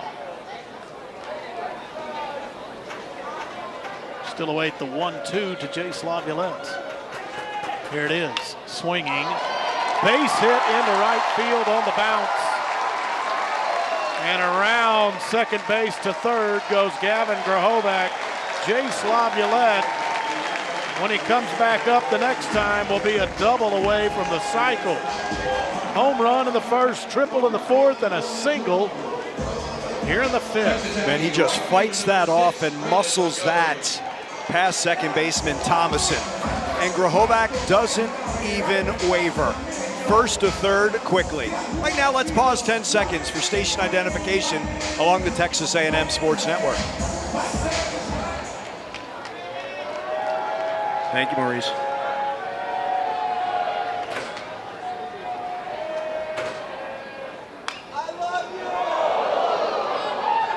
As we come out of the ID, Braden Montgomery at the plate. First pitch to him, he chopped it foul into the Aggie dugout. Braden's home run in the first inning traveled 453 feet. Since then, he has flown out and walked. There's a solo shot for him. Now he's hit this off the end of the bat out in front of home plate. They're going to try to get the runner at second, and they threw it into center field. Errant throw goes into center field, and Gavin Grahovac comes home from third base. Laviolette goes around to third base. That was a cue ball hit out in front of home plate by Braden Montgomery. It's 7-3 Aggies. And Zapp forces this, Will. He's just got to get the out. He got the benefit of Montgomery hitting this thing 3 feet in front of home plate. He picks it up, it sails on him. Just get an out. You need an out right here. You want out number 2. Instead, that throw sails. And Jace goes to third. and it's going to cost you. You're trying to play catch-up. Ted Burton at the plate, first man to face Gaines Estridge. Right on right matchup in the first pitch. Fastball that'll miss outside. Well, the Aggies' dominance this past weekend, I said it a few times, and somewhat it's a compliment to Vanderbilt. I didn't think the Commodores could be beaten. I didn't either. No. It's how good of a program they are, how good you're used to seeing them play, but the Aggies just dismantled them in every phase. Was it 26 years before they were shut out in back-to-back games? 1995 was the last time they were shut 29 out. years. Back-to-back games. Wow. And it happened here in College Station. Yeah. Run ruling them on Friday night, 15-0. Ted Burton, a 1-1 count now. Last pitch from Estridge was a strike. Here's that offering. That's outside and low. Breaking ball away. 2-1. And I think because it was so dominant, that's why it was unanimous in the polls with the this polling, weekend. yes, no doubt. It certainly was a statement. Here's the 2-1 to Burton. That's a called strike on a fastball. Got the outside corner, 2-2. But 2 weeks ago, Schloss said that win at Texas State was his favorite of the year, right? Because they were mature going into there. And we've talked about being mature against UTSA last Tuesday. They've got to be mature here and the rest of the way, but that's been part of their DNA this season. Well, it's that opening day mentality. This is chopped at third base. Very tough play. Throw across the diamond by Kulasingham, but not in time to get Burton. Chopped at third. He had to backhand down the line and make the long throw. He couldn't get Burton, and Laviolette scores from third base. 8-3 Aggies. Texas Aggie designated hitter number 5, Hayden Shaw. The way that ball is hit towards the line takes him into foul territory. He has no angle to try to get Montgomery. He's got to go to first. It's such a long throw, he can't get a lot on it. So Ted Burton able to get up that line. It's an infield single and another RBI. Hit pretty hard by Hayden Schott into center field, over the head of the center fielder Chase Spencer, and off the wall. Montgomery scores, and here comes Burton. He scores standing up. It's 10-3 Aggies. 2 RBI double by Hayden Schott.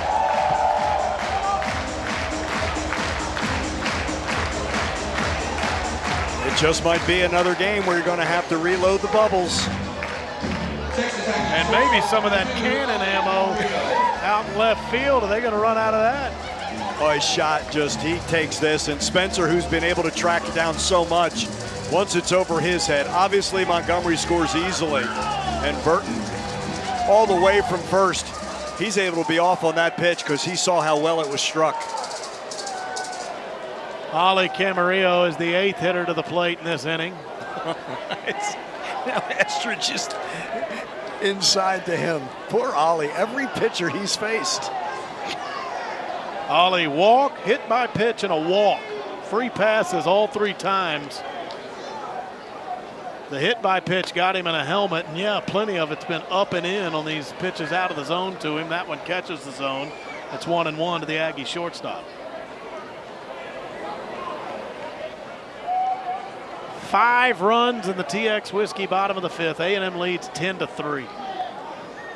Here's the 1-1. Off the fist, but he got it into center field, base hit. Hayden Schott had to hold up for a bit there, so he'll go to third base. Aggies have runners at the corners. Ollie Camarillo 4 times to the plate, 4 times he's reached base. And Ollie has reached base in 23 games in a row. Pitch comes inside. Watch Ollie pull the hands in. Estridge tries to come in. He pulls him in. Singles to center field. And again, Schott's got to wait. Nolan Cain holds him at third. But you're right, Ollie's always on. He's always on. 23 games in a row. Very impressive. Yeah. And that's why that top 3 can drive them in, right? Because the bottom third of the order is so effective as well. Oh, absolutely. Lineup never quits. Here's Caden Sorrell, breaking ball for a strike to start his count. Caden, the 9th Aggie to the plate in the bottom of the 5th. Caden scorched the ball deep to center field his last time up. It was run down out there by Chase Spencer. He awaits the 0-1. There's that pitch from Estridge. This is a bouncing ball at second base. They'll go to short to get one, and the throw to first, not in time. Can't Caden backhand Sorrell, yeah, beat it out, and Hayden Schott scores. You can't backhand that if you're Thomason at second. Took too much time. It's too slow. And Sorrell is in the left-handed batter's box anyway, so that gives him a little. But Thomason backhands to the shortstop. He does his shortstop no favors. It's so slow. That's the extra steps that Sorrell gets up the line. He's got to pivot here and give him a harder throw. Every second that that's in the air is another step up the line by Sorrell. That's a chopped ball that didn't get to you all that quickly. And he doesn't charge that ball either. Not flip backhand. Nope. All those plays are adding up to this 6-run fifth inning. And an 11-3 Aggie lead now. Andrew, at the end of 3, this was 3-3. Game was tied. It's 8 unanswered. 11-3 now, Aggies. Jack Bell's going to pinch hit. And this is the 10th Aggie to the plate. Jack Bell will hit for Travis Chestnut. First pitch to him, a breaking ball from Estridge, called strike. Jack Bell, 12th game he's played in this year. 3 of those are starts. He's 2 for 10 in his freshman season.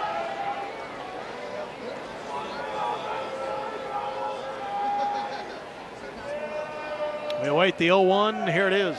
Chopped, first base. Fielded by Charlie Jones. He'll take the bag himself. That will end the inning. Jones leads off. He had the 2-run homer back in the 3rd that tied this game at 3, but it's been all Aggies ever since, high and tight. On the pitch from Jet Johnston. Jet on the hill for the first time this year. Faced the minimum in his first inning there in the 5th. Got help from a Dos Equis double play. First pitch to Jones, high and tight, 1-0. And here is the next offering. Breaking ball stayed up. It's 2-0. Jet goes from the stretch regardless of a runner on base or not. Long time between being on the mound in that 6-run inning with a pitching change. My goodness, yeah. Feels like he threw his last pitch maybe close to 40 minutes ago. That's high and tight. That's 3-0.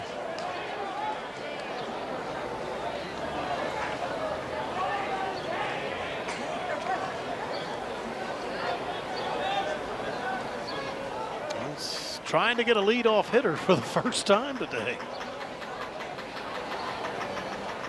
3-0 pitch, that'll miss. It's a 4-pitch walk. Well, Go Andrew, figure, right? Go figure. I mean, when that's 6 innings, and all 6 of them, Air Force has gotten the leadoff hitter on. Usually, when you say that, you're probably winning the ball game. Yeah. You get the leadoff hitter on every inning for 6 innings. You're down 8. You're down 8. You're down 11-3. Man, that's just the quirk, isn't it? Yeah. That's baseball sometimes. Yes, it is. That's the way baseball goes. There you go. Ron Washington. Yep. He's out in L.A. now, right? Yeah, he is with the Angels. Now he's back behind home plate. The 1-0 foul ball. Look at that, a conversation. You find the zone. Yeah. Back in the count, 1-1. Sometimes it doesn't even have to be about baseball, right? You know how it is. It could be a joke. It could be something in between you two. It could be, hey, pep talk. It could be, hey, come on, throw a strike. You know what I mean? That's the catcher's prerogative. Now the 1-1 pitch, that's swung on, and that's off the glove of Ted Burton at first base, and it goes down the right field line. Extra bases for Grieving. He has 2 hits today, a home run, and now a double. And the double sends Charlie Jones around to third base. So for Air Force, it's runners on second and third with nobody out here in the top of the 6th. Goes down and gets it. And it's just off Burton's glove. Ted made a reach for it. That was hard hit.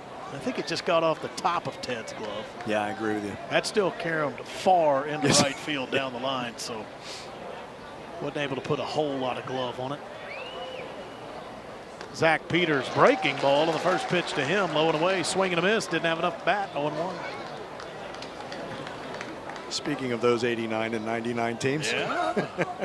And his 93 team. Yeah. Let's see, Mark Johnson had 20 weeks worth of #1 teams in his tenure as the Aggie coach. That's a strike. It's 0-2.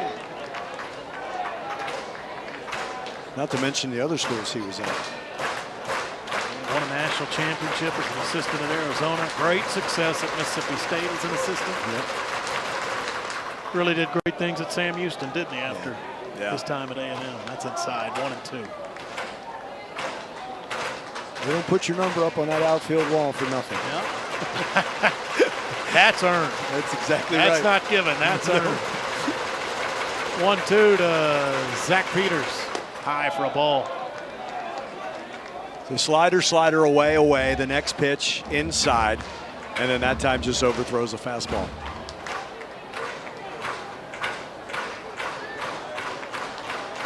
Two-two pitch coming to Zach Peters. Right on right matchup. Jet Johnston looks in. Pitch on its way. Bouncing ball, foul, first base side. So Coach Johnson, his 1999 team held a reunion this past weekend. They were honored. We've talked that today is the 35th birthday of Olson Magic. On April 16th of 1989 was John Byington's 2 home runs, walk-off home runs against Texas. And I believe Georgia weekend coming up at the end of April, the 89 team will have some sort of a reunion. Yeah. Coach Johnson will be here for that. 89 team was the first A&M team ever to be ranked #1. And they held on to the #1 ranking for 11 weeks. That's high for a ball. 3-2 to Zach Peters. May bring Jim Newman on if I can get my own delay button. You've got the shortstops here, but you got to be ready. You got to be fast. 3-2 pitch, swinging, fly ball right field. Shy of the track, Braden Montgomery will make the catch. This will be a sacrifice fly and an RBI for Zach Peters. It'll bring home Charlie Jones, and it'll move Grieving to third base. Air Force gets a run. It's now 11-4 Aggies. And again, look, Braden's not going to throw that home as Jim Schlossnagle comes out. That will do it for Jet Johnston. 23 pitches. Makes the grab, throws it back in towards the infield, towards third, as Brock Peary is the one who runs in. But Will Consistently with this stuff. Yep.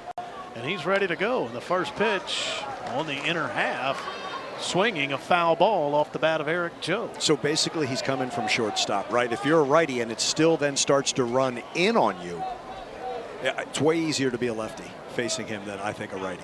No, yeah, absolutely. See, there's that sweeper. So that's a ton of movement, and you're not used to picking up that baseball from that low. You're used to seeing it up high. Right now, this is completely different than what you've seen probably all season. Absolutely, and that last pitch just missed the corner, and that one's outside as well. So 2-1 to Eric Joe. 1 out in the top of the 6th. A&M now leading 11-4 after that sacrifice fly gave Air Force a run. And they have Jake Grieving running at third base. 2-1 to Joe. That's inside, and that clipped him. I think that may have got him on the thigh, on the leg. Didn't hit him all that hard. May have just clipped him. But runners at the corners now after the hit by pitch. With Grahovac, even with the bag at third, it would have to be hit right to him, and I don't know if a contact play would be on. Now you get a chance to get out of this because Peary can get those ground balls. It looked like he got the back leg uniform. And that's what home plate umpire Clint Fagan was signaling. Got him on the thigh. Will, you're right. So it's runners at the corners now, and Trip Garish at the plate. Garish 0 for 2, a couple of flyouts. Right on left matchup here. Breaking ball, swing and a miss on the first offering. He let that travel as far as he could and still came up empty. And the 0-1 from Brock Peary. Fastball for a strike, and it's 0-2. Boy, arm side run, it stays away, catches that corner, so he came in, he stayed away. Let's see what he does here with 2 strikes as he shakes off. 0-2 to Trip Garish. And the pitch on its way. Swing and a miss. And he struck him out. Yeah, like I said, the lefties have more success against Brock Peary. You never know. It's unpredictable with these Submariners. First one in, second one away, that one away. And again, too late on that pitch at 86. Is listed as number 22. Sure. Of course, Will. Surprised we didn't catch that. But everything's in order, and the first pitch is a strike to Stallings. 0-1. Here's that offering from Brock Peary. In on his hands. Burton Fields at first base. Flips to Peary, covering the bag, and that will end the inning. That's 7th start of the year. That's a called strike on the first pitch from Hentges. A&M looking to remain undefeated in non-conference play, and we are 21-1 here at home. Only loss here at Bluebell Park was on March 22nd against Mississippi State. The 0-1. And after today, we will take our act to Tuscaloosa. A&M at Alabama in a 3-game set starting on Thursday night. Very interesting, like we said earlier. Alabama, for the second weekend in a row, is hosting the #1 team in the nation. Yep. And the reason for the flip-flop, they took 2 out of 3 from Arkansas. Yeah, so now they get the top-ranked Aggies. But like a NASCAR race, the SEC's a NASCAR. You're just swapping leaders, right? Yeah, back and forth. A&M still a game behind Arkansas in the West, although the Aggies are the #1 team in the nation. 2-1 to Coffer, and he drilled that back up the middle, ringing single base hit. 106 miles per hour off the bat, Max Coffer. And Will, both those teams are looking up at Kentucky in the conference. What is going on in Lexington? One of their, well, not one of them, their best start to SEC play in their history. Yeah.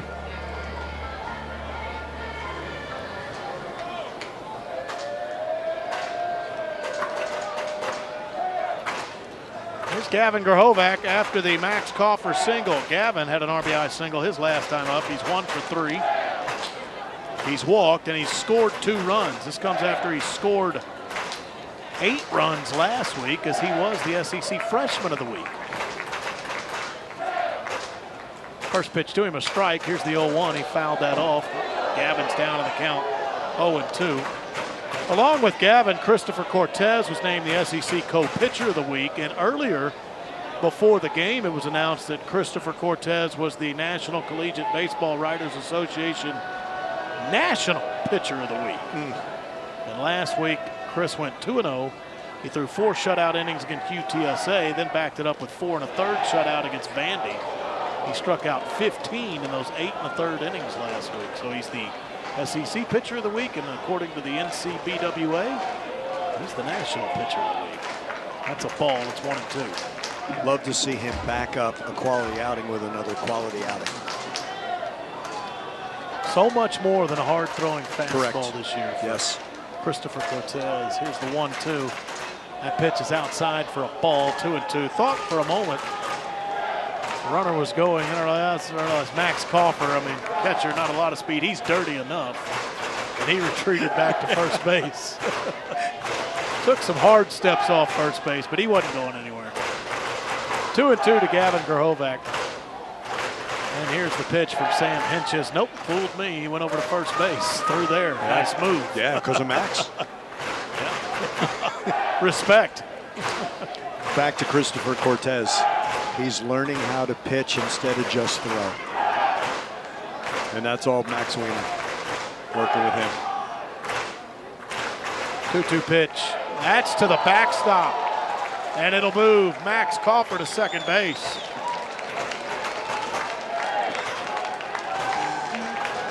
Wild pitch. Coffer to second. Full count now to Grahovac.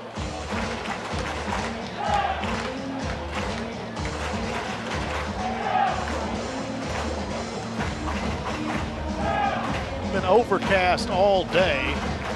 Had some rainfall earlier, but not too much. But really nice crowd has stuck all this out. Yep. 3-2. Here's that pitch, reaching out, foul ball. Just got enough of it to stay in there. And again, this is the favor that's done by Schloss to Air Force, as you see that crowd here on this Tuesday, push up the start time so they can get back home.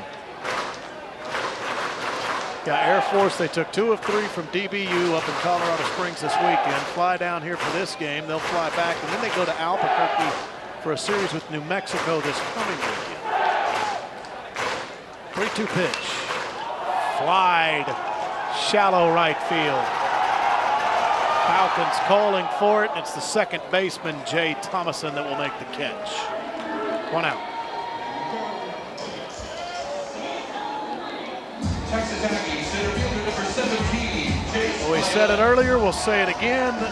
Anytime you can get the service academies on the schedule, always a good thing. I agree. It's fun to watch these games. Again, the relationship between the two head coaches, pitching coach, pitched for Schloss at TCU, and when you have General Welsh as your school president. AFA grad. Yep. Chief of Staff of the Air Force from 2012 to 2016.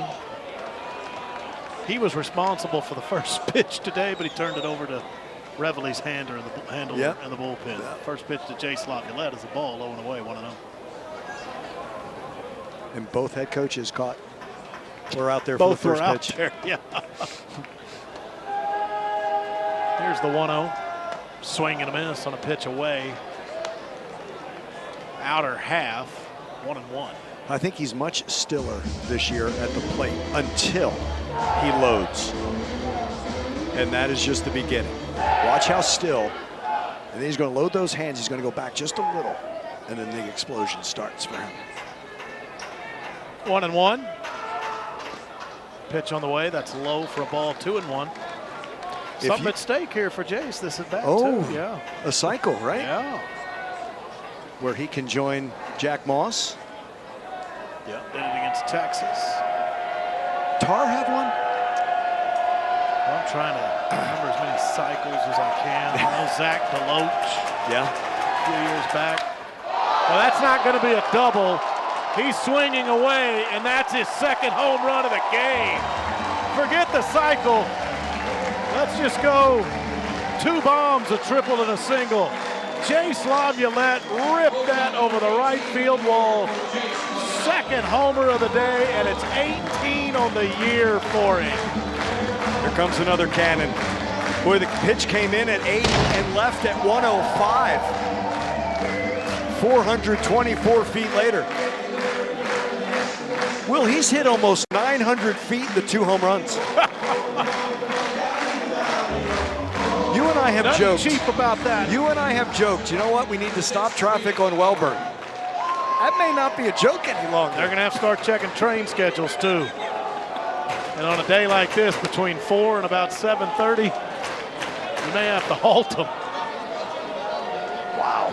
And now it's Braden Montgomery at the plate. The first pitch to him, a ball. The Aggies now lead 13-4 after the 2-run homer by Jace Laviolette. Scored himself and Max Coffer. There it is, and that's what I talk about on that load, and then he just explodes, and that pitch, that's on the inner half. The hips are cleared, so is that wall. Oh yeah, and the back wall, and almost that fence in front of the tracks. 13-4. Look at the joy for one another. And the dunk. Oh, he just went with a soft Yes, he lay did. Yep. on that basketball goal in the dugout. It's 2. No, whether you dunk it, whether you let it in, it's 2. It's all the same. Still 2 home runs, still 2 points. He's got 5 RBIs today. Yeah.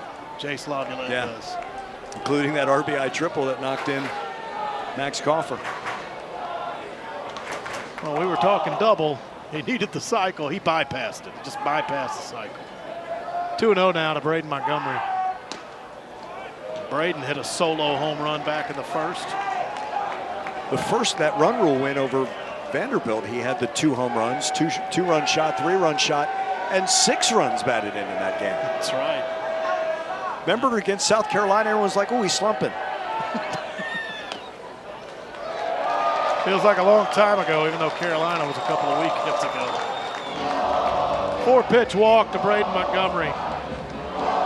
There's 1 down in the bottom of the 6th. A&M leads 13-4 now. This game was tied at 3. Yes. After 3. 2 in the 4th, 6 in the 5th, 2 more here in the 6th. And it's 13-4 Ags.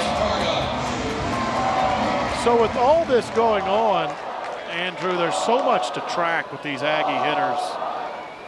Jace Laviolette's next home run will make him the 7th Aggie in history to hit 40 home runs in a career. First pitch, a ball to Burton. So this is Targac. He's pinch hitting. Oh, he's pinch hitting, all right. So to get the ball 6 with Ryan Targac pinch hitting. We're halfway through the SEC season. I mean, Braden Montgomery, he's got 20 this early. Jace Laviolette has 39 homers this early in his career. My goodness, it's fun to watch. 2-0 to Targac. Hammered, and that's inside the line, left field line. Ryan Targac extra base hit. And Braden Montgomery moves to 3rd. Targac gets a double.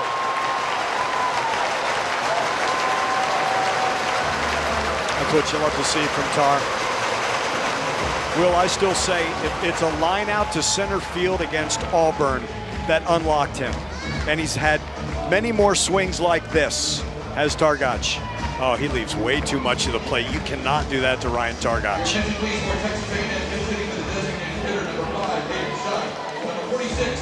Here's Blake Binderup for shot, and that's going to do it for Hentges.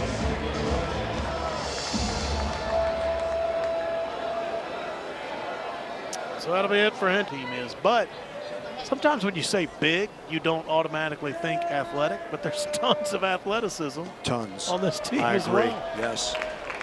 Blake Binderup, first pitch to him from Ryan. Will miss 1-0. It's in the dirt.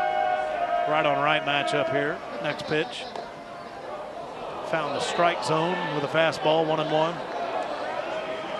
So Braden Montgomery at third base, Ryan Targac at second. 1 out and a 13-4 Aggie lead in the bottom of the 6th. Here is the 1-1.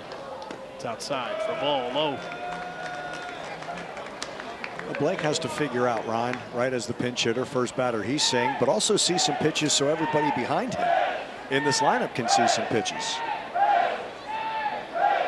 Make them work. Infield coming in.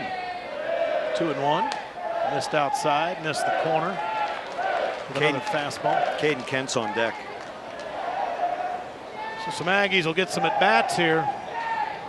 Targac pinch hit, ripped the double. Binderup here. Caden Kent on deck. 3-1. Pitch on its way. Missed outside, walked, and bases are loaded. A lot of patience there, isn't it, Will? For someone who hasn't played in a while, you can get anxious up there, really want to make something happen. Really nice 5-pitch walk. Well done, and he loads the bases. So here's Caden Kent.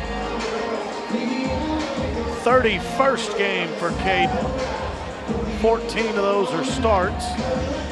267 the average.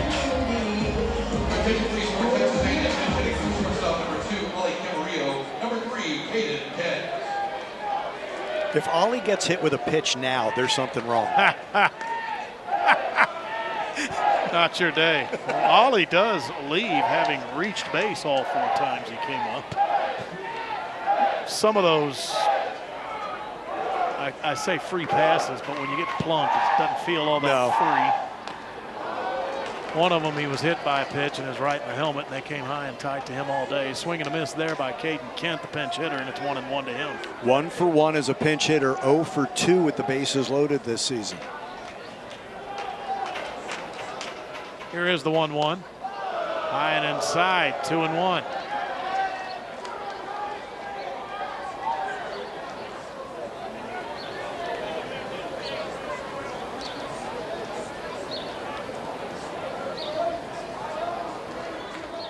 Two-one pitch, swinging, fouled that off his foot. into the dirt, hopped up and struck him right around the foot. Caden appears to be all right. Just kicked some dirt out of the way, and he's ready to go again from the left side with a 2-2 count. This pitch grabs him at front foot. I dare say the best thing that happens to Caden Kent is rooming with Trevor Werner last year. It's not a bad one to learn from. 2-2 pitch, breaking ball, hard cut, but he came up empty. Struck him out swinging, so now 2 down with the bases loaded. He put that curveball and he buried it down and in. Kent over top. Number 13, Caden Sorrell. So with the bases loaded, it's Caden Sorrell. Caden is 0 for 4. He did reach on an error. And with a fielder's choice, he got a run to come home. Also, he hit a fly ball deep in the 4th inning, but it was run down in center field. Pitch is inside and low on the first offering to him from Ryan, so it's 1-0. Think about a couple of outs for him. He gets robbed in center of a grand slam. He drove that 403, if I remember, on TrackMan, and it was a running catch by. So he's hitting the ball well. Yeah. That's a called strike with a fastball on the outer half, 1-1.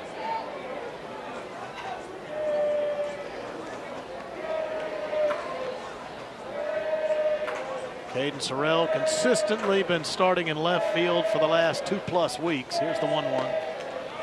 And he's made the most of his opportunity. He stayed out there. Hayden Schott still in the lineup now as the DH. Both played well. That last pitch missed. It's 2-1 to Caden Sorrell. And here's that offering high and inside. Had to kind of lean back out of the way of it. It's 3-1.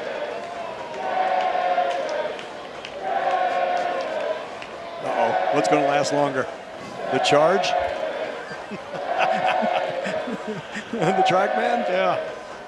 TrackMan doesn't always get a great charge up here. Bouncing ball at first base. Charlie Jones will take the bag himself. That'll end the inning. But the Aggies get 2 more in the 6th, and we go to the late innings. Texas A&M lead. Singles all to left. Wilson's first pitch is a fastball up and away at 93. All right, Andrew, is this the inning the Aggies get the leadoff hitter? Yes. Now, I'm saying yes. This is not the guy no, that you really wanted to play. No. He's got 2 of them found straight back. 2 of the 6 innings led off by Spencer. I mean, it was a ringing, long single to start this game. Wilson, the 6'2" freshman. He winds, 1-1. Beautiful slider that's over, 1-2. Has not pitched since Wagner, February 23rd, the 2nd weekend. Wilson's 1-2 to Spencer. Fly ball left field. Caden Sorrell back to the wall. Leadoff home run. Chase Spencer. It's 13-5. He is 4 for 4, 7 total bases, 3 singles, home run, all of them to left field. He is the leader for Mountain West Conference Player of the Week. Falcons third baseman. The early leader. Yeah, 3rd homer. I'll be tracking what he does in Albuquerque this weekend against the Lobos. Yeah. The good news is he can't steal a base. First pitch swinging, Kulaminga. That's fouled straight back, 0-1. He is 0 for 3, flied to center, struck out, hit into a Dos Equis double play. Kulasingham has a 6-game hitting streak on the line. Down and in with that slider. It's 1-1. Again, Targach at first, Vasas at second, Kent at short, Bell at third here in the 7th. Back up the middle, and that's now a 7-game hitting streak.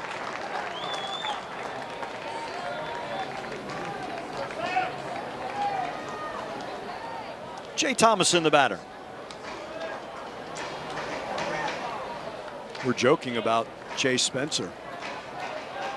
Thomason is the reigning Player of the Week. 9 for 14 last week. Bell goes to the right of second base, 3 on the right side. Tar will hold Kulasingam. Then Vasas sandwiched between Targac and Bell, who's to the right side of second base. Lone infielder on the left side is Kennett Short, third base vacated. Lefty here, down and away. 1 ball and no strikes to Thomason. TJ Oster is the pinch runner at first for Kulasingam. Oster at first, held on by Targac. Lefty down, blocked by Coffer, 2-0. 13-5 Texas A&M, we're in the 7th.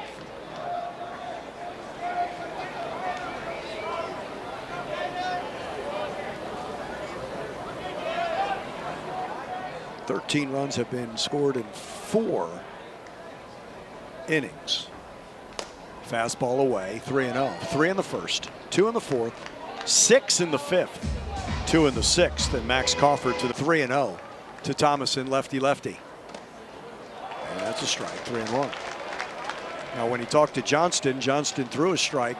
Fortunately, it ended up being a double off the glove of Ted Burton. That was in the 6th inning. 2nd and 3rd, but Air Force would only get a run. 3-1. Oh, he paints the corner. He dots that on the outside corner. 3-2, 93 with that fastball. Runner at first is the pinch runner, TJ Oster. 3-2 now to Thomason, the pitch. Found straight back. And after missing on the first 3, those are right over the plate. 93 on that fastball. We were the earliest SEC team to start today, but a bunch of games underway now. I'll give you a few scores as we roll along here. Full count, Oster at first. Oh, beauty.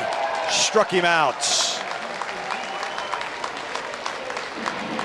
He is able to spin that one in for his first strikeouts. Caden Wilson. 1 away. Fastball. Here you go. 79. Thomason's 0 for 4. Here's Charlie Jones. Jones hit a 2-run home run in the 3rd that tied this game at 3. Aggies have scored 10 of the next 12. Jones 1 for 2 with that 2-run homer, walked and scored in the 6th and struck out. Bouncing ball to shortstop, Kent. To Vasas, to Targac. The 2nd, Dos Equis, double play. This one. Prize there. Yeah. They were in the National Championship Series last season. Yeah, they were better on the weekend. The midweeks have been a nightmare. And if they have to play a Tuesday and or Wednesday in Hoover, that might not do well. Wow. That's not their cup of tea. No, right it's now. not.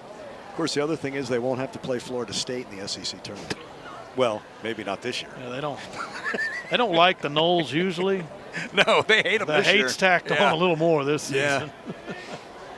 We will play at Alabama starting Thursday night in Tuscaloosa. Alabama hosting UAB tonight. They're tied 2-2 in the top of the 4th.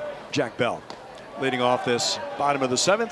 1-1 the count. Patrick Davidson is on for Air Force. Davidson, 6th appearance, 5th in relief, 0-1, 12.6 ERA. The righty Davidson, the left-handed hitting Bell. And he unloads to right field towards section 12. Jack Bell. Home run.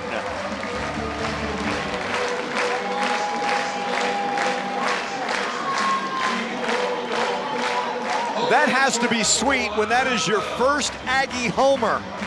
And Jack Bell hits it 382 feet into section 12. 107 off the bat.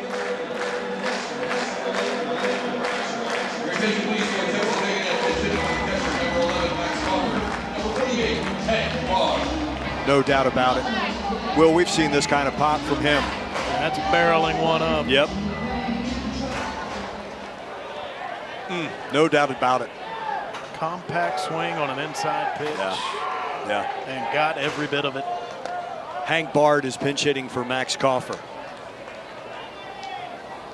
Max, 1 for 2 officially. Hit by a pitch, sacrificed, scored 2 runs. Singled and scored in the 6th. Fastball down low to Hank Bard. 14-5 A&M. Hank, fresh off his big day at Bluebell Park yesterday in the Fungo Golf League. Now tries the baseball hand at bat here. Ole Miss, Andrew, they were set to play at Arkansas State tonight in Jonesboro. Game is canceled, though, due to weather. Ooh. Bottom of the 4th in Starkville, Mississippi State leads Alcorn State 7-0. Bard, hot shot, base hit, left field.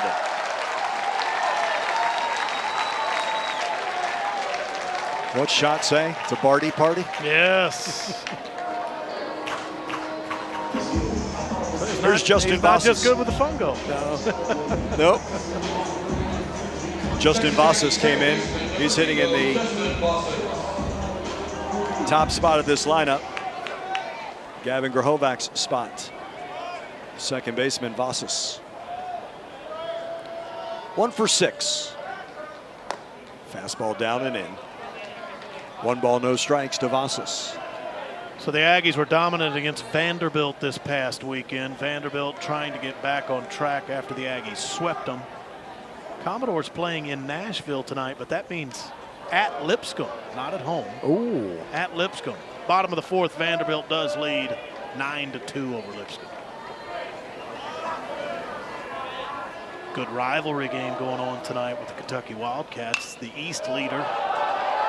Who are they playing? The Louisville Cardinals. Ooh. Somebody's got to try to cool off Kentucky, because right now Louisville's not doing it. Top of the 3rd. This game is in Louisville. Kentucky's on the road, and the Wildcats lead 7-2. Wow.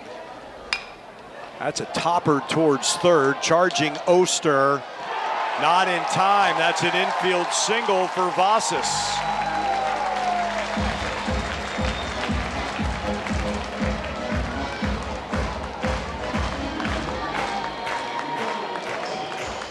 He's at first, Bard's at second. Number 17, Jace Laviolette.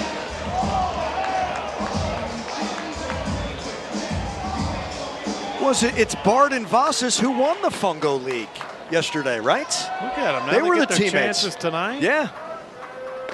Here's Jace Laviolette. Still a double away from the cycle. He had a double-double his last time up. He homed. His second home run. 2 two-run home runs. The RBI triple, single, 4 runs scored, 5 driven in. Fastball outside corner at the knees. That's that buffer zone. Call a strike. We're not allowed to say that he hit for the cycle plus 2 bags, are we? Well, let's see. 4, Certainly not official. 4, 12. He is now officially Jace 6 bags. 12 total bases in this game. Oh, and the driven in the 5. That average is now up to 321. 4 for 5 today. 2-1 pitch. Fouls that straight back. Auburn's playing a quality midweek game down on the Plains tonight, hosting Georgia Tech from the ACC. Bottom of the 3rd, Auburn 8, Georgia Tech 3. A few more games going on. I'll just give you one more score. 2-2 to Jace, first and second, nobody out. The pitch. Bouncer towards second base. Jace retired, runners advance, second and third, 1 away. That is Connor Christensen at second base for Jay Thomason. It's Braden Montgomery. So LSU in action tonight in Baton Rouge at Alex Box Stadium. Top of the 3rd, they trail New Orleans 3-1. It has not been easy this season for the defending national champions. Infield is in, second and third, one away. The switch hitting Montgomery. Starts him something off speed that he fouls straight back, 0-1. Patrick Davidson, leadoff home run, Jack Bell. Singles to Bard and Vasas. And got Laviolette to ground out to second. Second and third, one away for Braden. Down and in, pushes that back foot back. It's 1-1. Officially 1 for 3 with 2 walks, 2 runs scored. That solo home run followed the Laviolette 2-run home run in the first.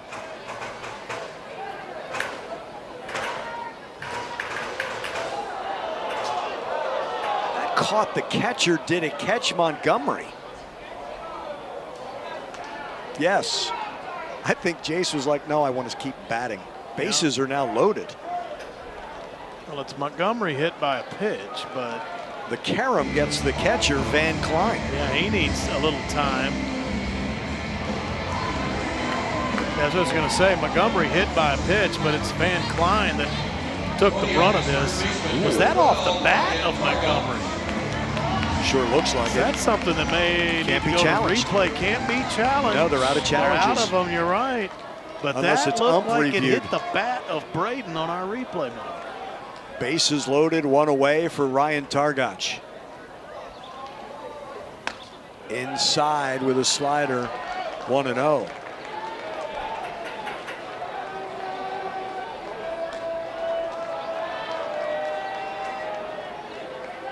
No takebacks after the first pitch, right?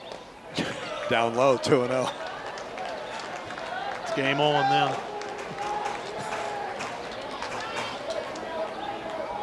Tar has a grand slam in his career. 2-0. Fastball is a strike against South Carolina in that series a couple of years ago. I call it the Mark Johnson giggle game. That comeback. The Olsen Magic game? Yep. I believe he made that game 9-5. Down low, 3-1.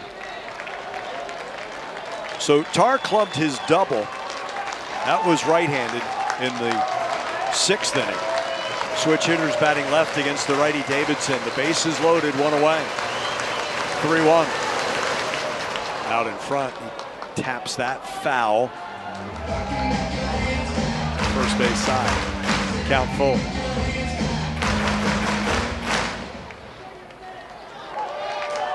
Montgomery at first, Vasas at second. Bard is at third. Targach fly ball, center field. Spencer in right center. Makes the grab, Bard tags, throw comes home, not in time. 15-5 Texas A&M. Run rules Air Force.